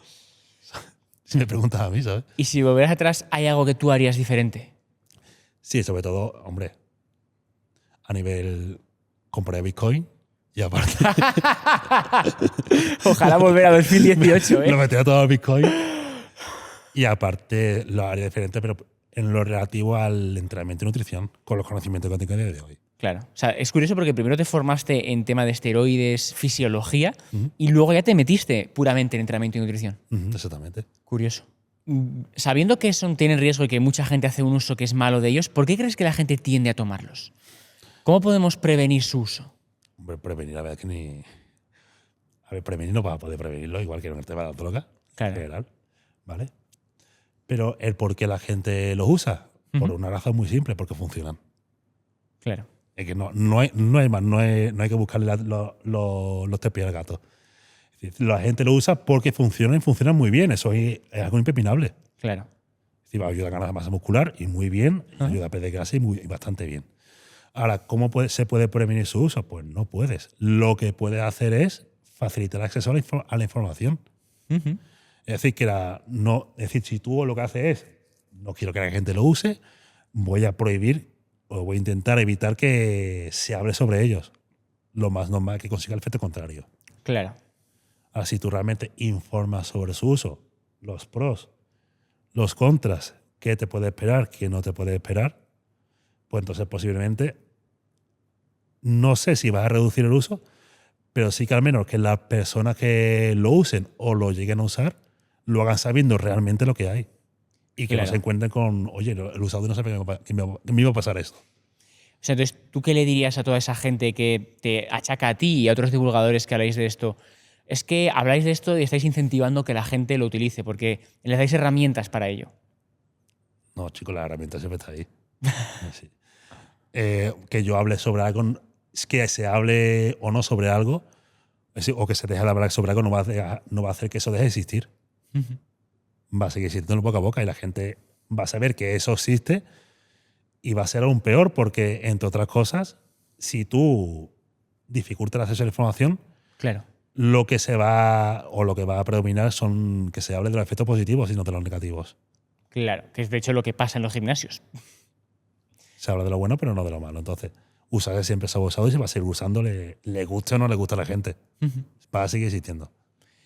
Entonces, de hecho, tu rol desde ese punto de vista es necesario, porque si tú no existieras, habría consecuencias mucho más graves para la salud de las que ya hay. Hombre, si no existiera, habría otra persona que vería que no hay nadie hablando y hablaría de ello. Pues no hay mucha gente. Y es un mercado que claramente está al alza. O sea, quiero decir, hay un agujero claro que tú estás cubriendo.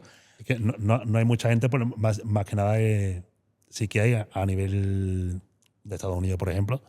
No hay tanto a nivel español. Claro. Siempre se ha dicho que es caro utilizar esteroides y que la gente destinaba su sueldo a comprarlos y no sé qué. ¿Cuánto cuesta realmente? Me alegra que me lo preguntes. No, me alegra que me lo preguntes, ¿no? Pero vamos a hacer un ejercicio, ¿vale? Vale. Esto no está planeado, así que no sé cómo va a salir. Pero no sé, porque no se me ocurrió, ¿sabes? Dale. Y esto te lo digo más que nada porque yo hablé en nos hicieron Avellán Ajá. para su podcast, a mí y a Valentí, una entrevista. Vale. Y yo dije, mira, pues un ciclo en total cuesta entre esto y esto más o menos, ¿no? La gente exagerado, no tiene ni puta idea, no sé qué. Y quiero que me leas lo siguiente. Vale. ¿Vale? Esto no es un ciclo que yo haya hecho, ¿vale? Obviamente no soy médico, no tengo ni puta idea, ¿no? Entonces, un ciclo hecho por un médico bastante famoso que a día de hoy está... O sea, es un ciclo que alguien ha pautado a alguien, pero no diremos quién para... No, es que no lo puede decir porque, entre otras cosas, un médico no puede pautar ciclo y Joder. esta persona, si no me equivoco, ya está percibida por el colegio de médicos por estas Cojonudo. acciones, ¿no? Entonces, yo creo que me da lo siguiente. Perfecto. Adicionalmente, comienzo una terapia farmacológica basal prescrita por el doctor y quiero ver mi evolución durante los próximos 12 meses. Vale, hasta ahí está ahí. Vale, terapia basal es eufemismo para ciclo, pero más concretamente en este caso, una terapia basal sería como ¿Una un terapia- ciclo que no es un ciclo. ¿Una Como terapia qué, perdona? terapia basal sería como un ciclo que no es un ciclo, como un Vale. ciclo que son dosis bajas y se puede mantener Ujú. perpetuamente en el tiempo. Vale, o sea, dosis bajas que se mantienen en el tiempo. Exactamente. Entonces, aquí tenemos el documento. Vale. Ahora, en el cuadro, léeme todas las columnas. Vale, serían testosterona en antato, 263 miligramos. Oxandrolona, 20 miligramos cada 12 horas. Telmisartán, 40 miligramos cada 24 horas. Hormona de crecimiento, 3,33 unidades por día. Metformina, 500 miligramos cada 24 horas. Ursovilán, 500 miligramos cada 12 horas. Y Ovitrel, 2 clics a la semana. Vale. Es un ciclo. Ahora vamos a ver una lista de precios. ¿Tienes la lista de precios ahí? Vale, esto es por telegrazo. Claro, si lo vende él. No es de él, es otro. Vale, pero O igualmente. sea, o sea, nos ha pasado un ciclo Pero para que veamos lo que es igualmente- y ahora no. vamos a mirar esos precios dentro de una venta de un vendedor. de esto. Sí. Entonces tenemos aquí, como has dicho, para hacer un poco más dinámico, testosterona en antato, 250 miligramos por mililitro, Ujú, ¿vale? Son 263 miligramos a la semana, ujú. ¿vale? Esto supuestamente es para 12 semanas, Vale. ¿vale? Son 12 semanas, se hace un control médico a nivel de analítica, geocardio, etcétera. Si todo está bien, pues se amplía otras 12 semanas, otro punto de medición, y así, Vale. hasta que haya un problema, ¿no? Ujú. Entonces, de media, 250 textos a la semana, 250 por 12, 3.000 miligramos, ¿no? Vale. ¿Vale? O sea, un ciclo de 12 semanas. 3.000 miligramos de testosterona en total. Ujú. Entonces vamos aquí y veo aquí, por ejemplo, testosterona en antato, 250 miligramos por mililitro, 10 ampollas, son 2.500 miligramos, 38 euros. 38 Vamos, euros. Compramos una. Vale. Aunque nos vamos con Un 38. ciclo. En 12 semanas. 10 semanas, 12 semanas. Sí, eso es. Vale. Tenemos oxandrolona, 20 miligramos cada 12 horas. 24 horas, 40 miligramos. Ujú. ¿Vale? 280 a la semana son 3.000 miligramos a las 12 semanas. Más o Sí. menos. Un poco más, ¿vale? Entonces veo aquí, producto concentración, oxandrolona 100 pastillas de 10 miligramos, 60 euros. Son 3.000, esos son 1.000, 60 por 3, 180. Ujú. 180 más los 40 redondeando, 220, ¿no? Ujú. Telmisartán, 40 cada 24 horas. Esto es receta de farmacia. También vamos a poner el precio de farmacia. Son 40 por 7, 24 280. horas, 280, son 3.000. Y los 2.250 miligramos son 20 euros. Vamos a poner uno, son... O sea, tampoco es tan caro. O sea, Son- no es barato, pero. Se va sumando todo. ¿Vale? Exacto, exacto. Si estás haciendo la suma tú. Vale, entonces son 240, pongo aquí la calculadora. Aquí, hormona de crecimiento, 3,33. La unidad tan rara, 3,33 porque son viales de 10. Ujú. Entonces se divide entre 3, la media son 3,33, Claro. ¿no? 3,33 al día, vamos a poner 3 al día. Ujú. 21 a la semana, 12 semanas son 200 y algo. Ujú. O sea, estamos haciendo calcular el precio real a día de hoy Sí, pues, de un ciclo. Yo no tengo Sí, ni sí, puta sí. idea, vamos a hacerlo como un tonto, ¿no? Exacto. Hormona de crecimiento, 12 unidades. Bueno, vamos a coger otra aquí, que es más barata. 50 unidades por 2 viales son 100, Ujú. 140 euros. Vale. Haría falta 3. 140 por 3 son 300. No, por 3 no. 420. 420. Ya son 660. Ujú. ¿Vale? Entonces, metformina son 2 euros la caja. No Vale. lo vamos a tener en cuenta. Ursovirán son 500 cada 12 horas, la caja son 25 farmacias y es al mes, y son 3 meses, son 75 euros. 75 euros, exacto. Y el Ovitrel lo tienes puesto para que dure un boli las 12 semanas, que son unos 50 euros. Entonces, esto, recordemos, ciclo no muy fuerte, en terapia ocupazal, por un doctor, no por mí, que yo no tengo ni idea. Primer ciclo para un principiante, ¿vale? 785 euros las 12 semanas. Entonces estamos hablando de un mensual de unos 250, échale. Euros aproximadamente. ¿Vale? Entonces tampoco es tan caro, claro. Estamos hablando de que es un gasto que la mayor parte de la gente puede asumir. Exactamente. Vale. Joder. Has dicho una cosa que me llama la atención y es que se hacen ciclos de 12 semanas y luego se comprueba que todo esté bien. Y se sigue así hasta que se vea algo llamativo, ¿no? Es lo que tú has dicho. ¿Cómo se suele consumir el esteroide por curiosidad más que nada? ¿Cómo se hace? En este caso, no me gusta llamarlo ciclos, sino bloques, por preferencia personal. Entonces, digamos, se plantean bloques. Es decir, vale, si tiene unos objetivos y generalmente el bloque de esteroide completo se recomienda que dure entre 10 y 30 semanas aproximadamente. ¿Vale? Entonces, a mí lo que me gusta es, vale, planteo bloques de entre 10 y 15 semanas, ¿vale? Y cuando se está a punto de acabar o se ha acabado, digamos, ese bloque, se hace un punto de control, ¿vale?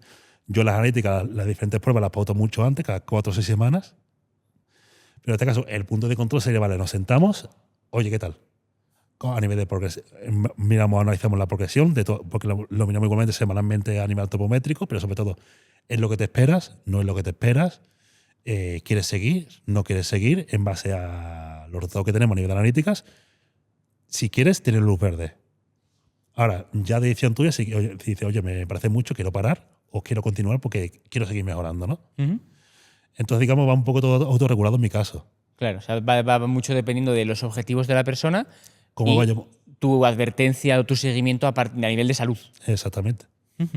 ¿Qué señales de alarma puede haber en una persona que está utilizando esteroides? O sea, tú haces los controles. ¿Qué señales de alarma típicas puedes ver tú como profesional en datos objetivos y qué señales de alarma puede ver una persona que utilice y que no esté llevando un control estricto? Aquí se produce lo que se conoce como el síndrome de la rana hervida. Es decir, esto es, digamos... ¿De la rana? De la rana hervida. Es decir, la rana hervida. Rana hervida. Que nos dice, yo cojo una cazuela y la pongo la hirviendo y si yo meto una rana dentro, pues como está la hirviendo va a saltar, va a salir, ¿no? Porque se quema.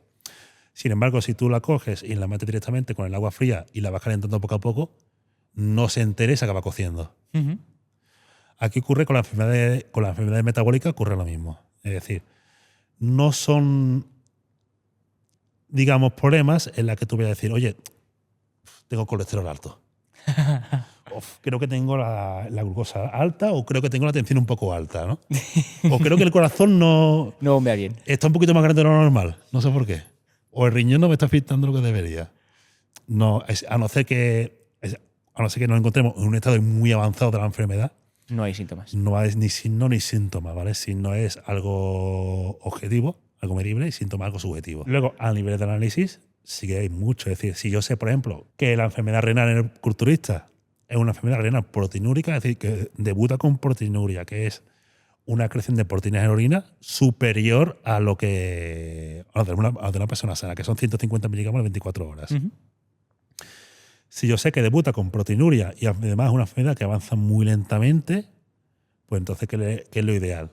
No tanto mirar la función renal como creatinina, porque es un marcador doblemente indirecto, porque se puede ver afectado por el estado de hidratación, por el consumo de carne, con su suplementación con creatina. El uso de esteroides por sí la aumenta sin que eso signifique que a nivel renal ha habido una pérdida de función, ¿vale? Entonces, el marcador más temprano que se tiene a nivel de, oye, el riñón está sufriendo, es la excreción de proteínas en orina. Vale.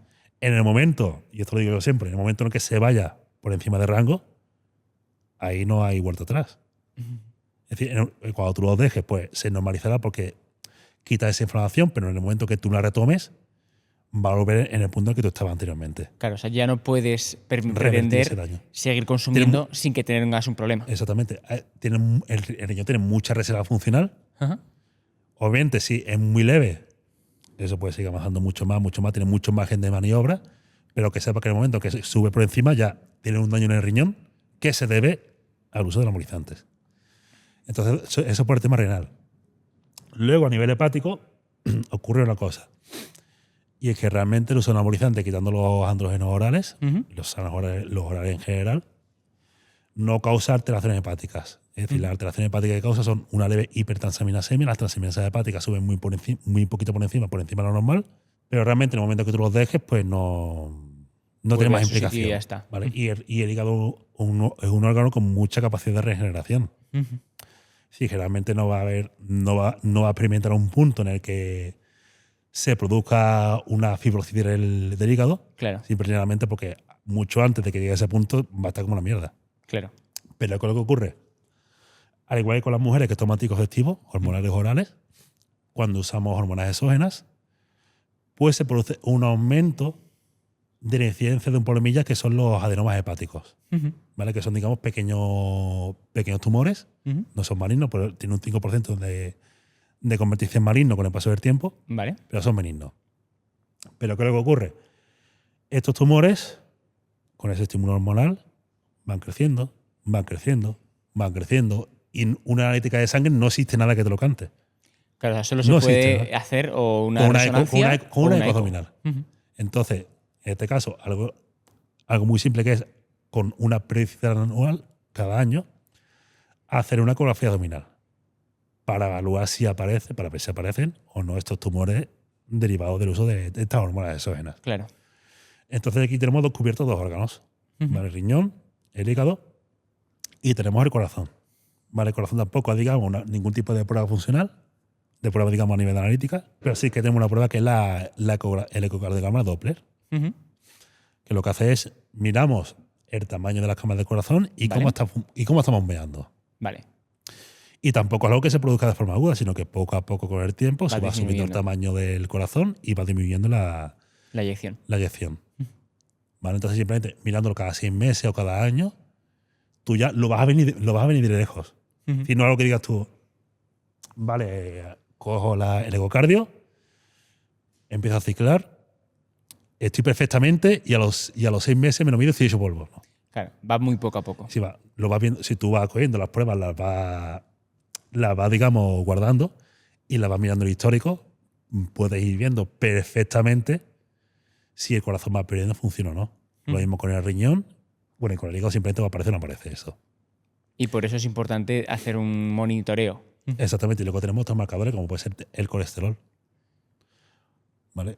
Es simplemente porque entre otras cosas, el uso de andrógenos a nivel hepático puede modificar la actividad de una serie de enzimas. Por ejemplo, la lipasa hepática, que entre otras cosas lo que produce es que se destruyan mucho más HDL, estas enzimas, y se produzca más colesterol y de la fracción LDL, que es el colesterol malo. Claro. Entonces, cuando tú miras los niveles de colesterol en un culturista, te va a ver colesterol elevado, colesterol malo elevado y colesterol bueno muy bajo. Y esto, sumado con otras cosas, como puede ser hipertensión, la propia inflamación que causa estos anabolizantes, el daño que causa a nivel vascular, pues favorece la precipitación de placas de ateroma, de placas en las arterias. Entonces, simplemente, entre otras cosas, mantener esos niveles de colesterol muy controlados hasta el punto de que básicamente intentar ceñirse a las recomendaciones de pacientes con enfermedad cardiovascular o en alto riesgo de enfermedad cardiovascular. Básicamente va a tener un LDL por debajo de 100 como mínimo, idealmente por debajo de 60. Ostras, ser muy estricto, ser muy agresivo con el LDL. Con el tema de la terapia de colesterol. Porque si tienes una placa de ateroma... No, es que básicamente que no te das cuenta. Sí, va acumulando y no puede ser que haya culturistas con 30, 40 años que tenga básicamente cubierto taponada la arteria en un 80%. Buah.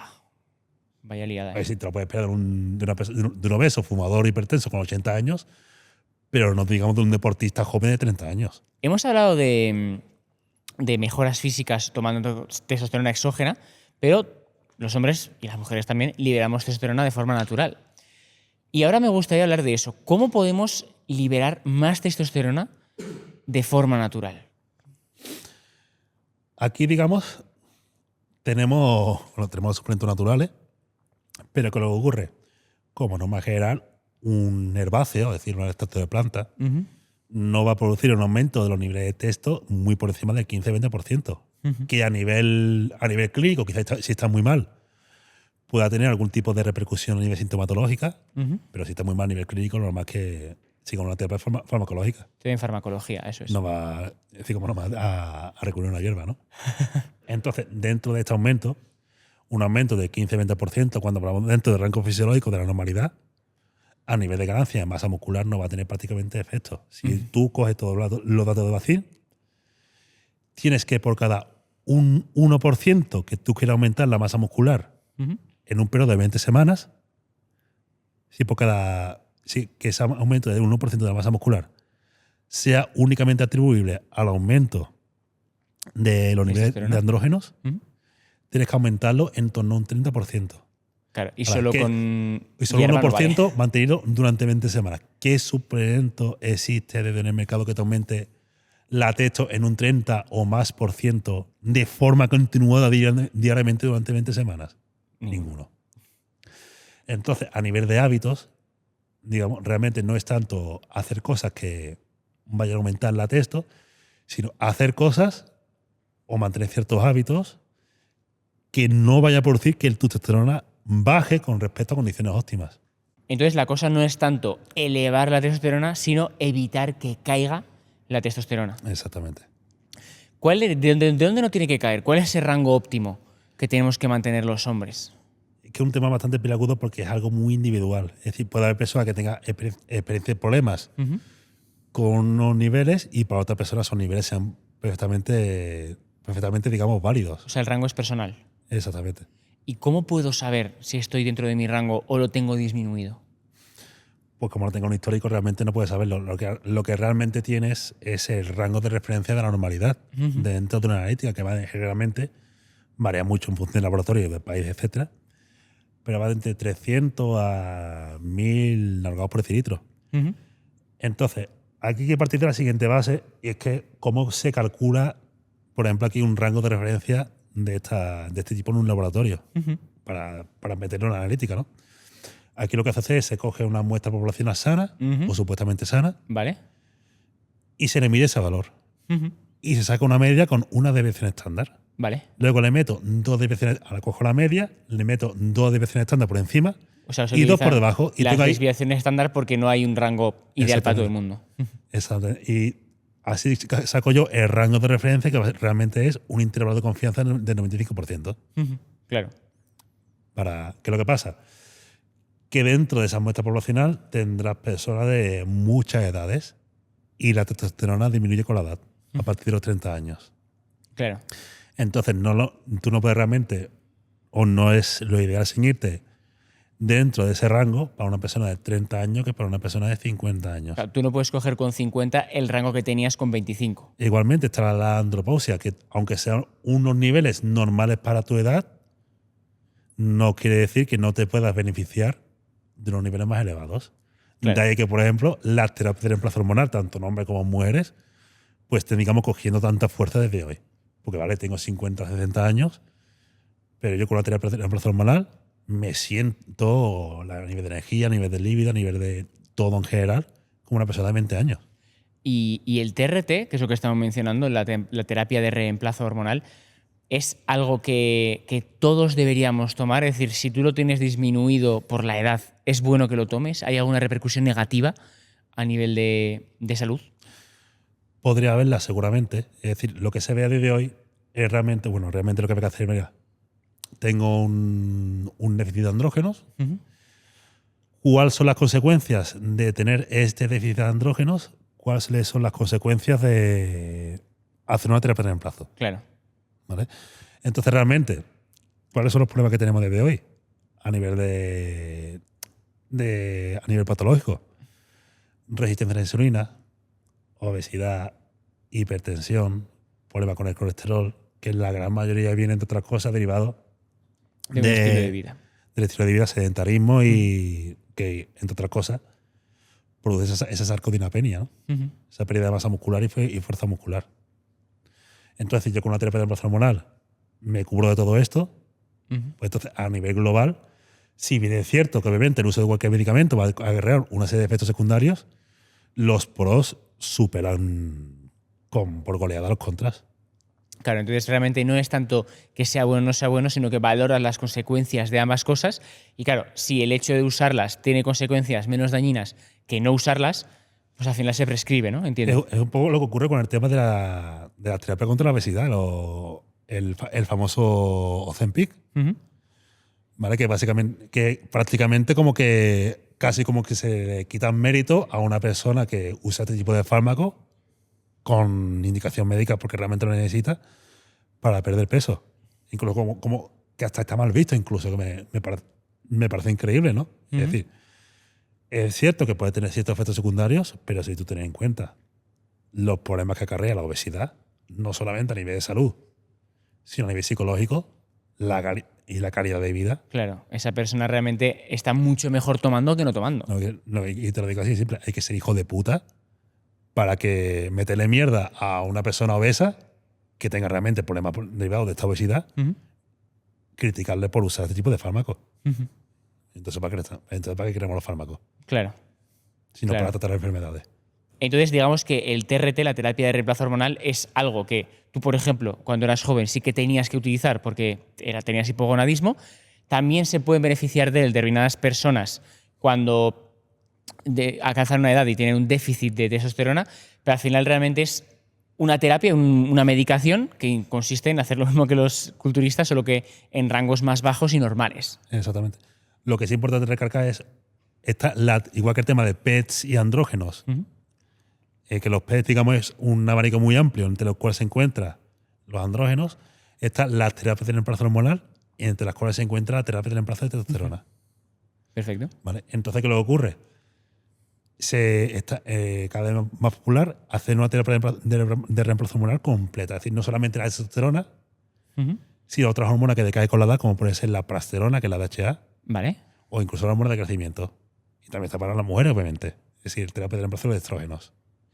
¿Por qué se dice que la testosterona ha bajado en las últimas décadas en los hombres? Porque es cierto. Es decir, si tú evalúas los estudios epidemiológicos, si comparamos con inicio de siglo, en el año 2000, con respecto a los últimos datos que tenemos, que son 2023-2024, vemos que en el año 2000 la media de testosterona era de en torno a 600 no por decilitro. Y con respecto a 2 décadas después, la media es de 400. Ostras, una disminución de un 33%. Exactamente. Joder. Entonces, es cierto que va disminuyendo los niveles de testosterona. Están disminuyendo ahora mismo, ¿vale? Es que son Ahora, pocos años para una disminución tan son 2 fuerte. décadas. Muy Ahora, pocos años. ¿cuáles son las causas? Pues tenemos muchas. Entre otras cosas, una de las principales causas es la obesidad. O sea, ¿y por qué se produce eso? ¿Qué pasa con la gente que tiene más grasa corporal de la que debería? ¿Qué interacción tiene con la testosterona? Lo que se ve es que a nivel testicular, responden peor. Entre otras cosas, por esa lipoinflamación. Digamos, el tejido adiposo no un tejido estático, un tejido muerto, sino un tejido que básicamente un órgano. Claro, la grasa Un órgano endocrino, de hecho. es un órgano. Entonces libera citoquinas inflamatorias, que son como mensajeros inflamatorios, cuando otra cosa hace que el testículo funcione peor. Y eso es lo que hace, lo que podría estar provocando que haya esa disminución, ¿no? Entre otras cosas, sí. Porque lo que se ve es una relación, puede ser causal o no causal, entre el índice de masa corporal, que en población sedentaria está muy relacionado con la grasa corporal, y estos niveles de testo, esta disminución de los niveles de testo. ¿Vale? Claro. Se ve que cada vez el IMC es mayor y está muy relacionado cuando quita otros factores de confusión con respecto a estos niveles absolutos de testosterona. O sea, realmente que esa relación, hay muchos más factores. Vamos a llamarlo causal, sí que está bastante bien establecida. Hay muchos más factores, pero uno de los principales es esta obesidad. He traído una tier list con algunos hábitos para ver si esto nos podría ayudar a evitar esa disminución de testosterona. Son cosas que he ido encontrando por las redes. Tú o Marco, porque ¿La qué? Esa tier list me parece que la quito Marco, ¿eh? Hombre, Marco me ha ayudado, por supuesto. A ver si te piensas que no va a participar. Es que mucho que digo, esto lo ha escrito Marco por cojones. Sí, la diste. Sí. Qué bueno. Bueno, consumir jengibre. Puede aumentar, pero en torno a un 5 o 10%. Y principalmente la LH, que es la responsable de estimular la síntesis de testosterona, y no tanto por la parte de testo. Dormir lo suficiente. Sí se ha visto así que cuando las personas duermen de media, o tiempo de permanencia en cama Ujú. de unas 9 horas, 10 horas, con respecto a 5 horas y media, se produce una reducción de 10-15% en los niveles de testosterona. Ostras. Entrenar pesas entre 3 y 5 días por semana. Aquí realmente, digamos que esto más que aumentar lo que evita que disminuya, por el tema del control del peso corporal y de la grasa corporal. Claro. Entonces, digamos que evita que disminuya por eso, más que nada por Por la grasa corporal. Por engordar como un cabrón. Sí. Esta no es mía. No voy a decir de quién es, pero vamos a intuirlo. Es de Marcos. Bueno, ver pornografía frecuentemente. No, lo único que se ha visto es que cuando tú practicas la abstinencia sexual, es decir, no te corres, Ujú. se producía un aumento temporal durante unas 24 horas aproximadamente, en torno al día creo que era 8 o 9 de abstinencia. O sea, tampoco es muy alto el aumento, bueno, la no disminución que se produce. Un aumento de alrededor del 20% durante 24 horas. Claro. Y no sé, no te masturbes ni nada durante 2 semanas para dejar. Claro. Aunque se produjera un aumento del 10-15%, nadie lo podría llevar a la práctica. Y esto suma, porque claro, son los 20 de no eyacular con los 15 de la jengibre no, y ya ¿no? tenemos un 30, ¿eh? Ya no sé si es aditivo o si es. Eso sería interesante que fuera aditivo, porque entonces si juntas unas cuantas y el hecho de mantener relaciones no lo aumenta. No. Ni siquiera si es con. Ni lo aumenta ni lo baja. Vale, o sea, vale, perfecto. Porque esto es una preocupación que tiene mucha gente. Oye, y muchas veces cuando ponía el de esto de preguntas y respuestas, lo planteaba y es, oye, si follo, si me hago una paja, ¿me reduce el nivel de texto o no?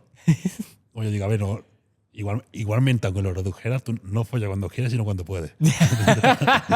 No te corresponde a ti esa decisión. Tribulus terrestris, el suplemento. Sí, se ha visto, pero de forma poco consistente, de forma muy heterogénea los resultados. Ashwagandha. Sí se ha visto en torno de la mayoría entre eso, entre un 10-15% como norma general. Más detectable ese. Creatina. Que yo sepa, no. Vale. Andar 15.000 pasos diarios. Yo diría que hasta los baja, porque 15.000 pasos son 2 o 3 horas andando, ¿eh? ya, pero bueno. Es que si nos va a ayudar a subir. No, lo mismo con el tema de control del peso corporal, actividad física. Claro, general. o sea, No no a subir, realmente sino que no, es que no indirecto. baje. Vale. Salir a correr, hacer cardio, Exactamente igual. más de lo mismo. Consumir omega 3. Que yo sepa, no hay relación entre consumo de omega 3 y optimización. Carne roja, comer carne roja. Exactamente igual. Pero esto viene igual que el tema de los huevos, con el tema de, oye, lo que son lo que es la testo es una hormona esteroidea, ¿vale? Hormonas de Y estas hormonas se sintetizan a partir del, digamos, colesterol, ¿vale? Hay una hormona madre, que es la pregnenolona, que es la madre de todas las hormonas esteroideas, y a partir de esta hormona, pues, digamos, se van creando el resto, ¿no? Esta se crea a partir del colesterol, ¿vale? Entonces dices tú, vale, si se crea a partir del colesterol, si yo consumo más colesterol, pues tendré más niveles hormonales, ¿no? Pero realmente no es así, porque el factor limitante en la síntesis de estas hormonas no son los niveles de colesterol, sino la actividad de una enzima, que es la STR, que es la proteína reguladora esteroidogénica, la proteína reguladora esteroidogénica aguda, que se ve influenciada por niveles de hormona utilizante o LH, ¿vale? Que se de control meramente neuroendocrino.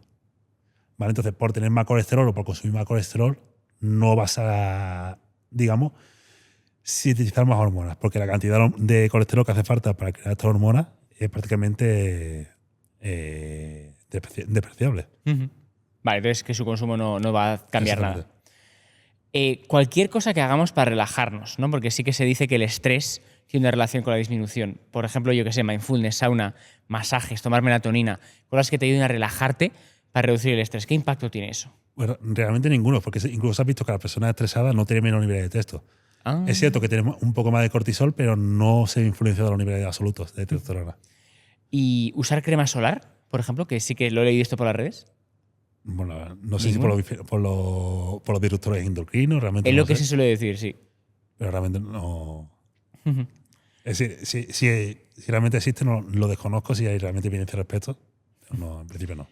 Carlos, pasemos a hablar un poco de ti, ¿vale? Y de tu profesión, de cómo te conviertes en lo que eres a día de hoy.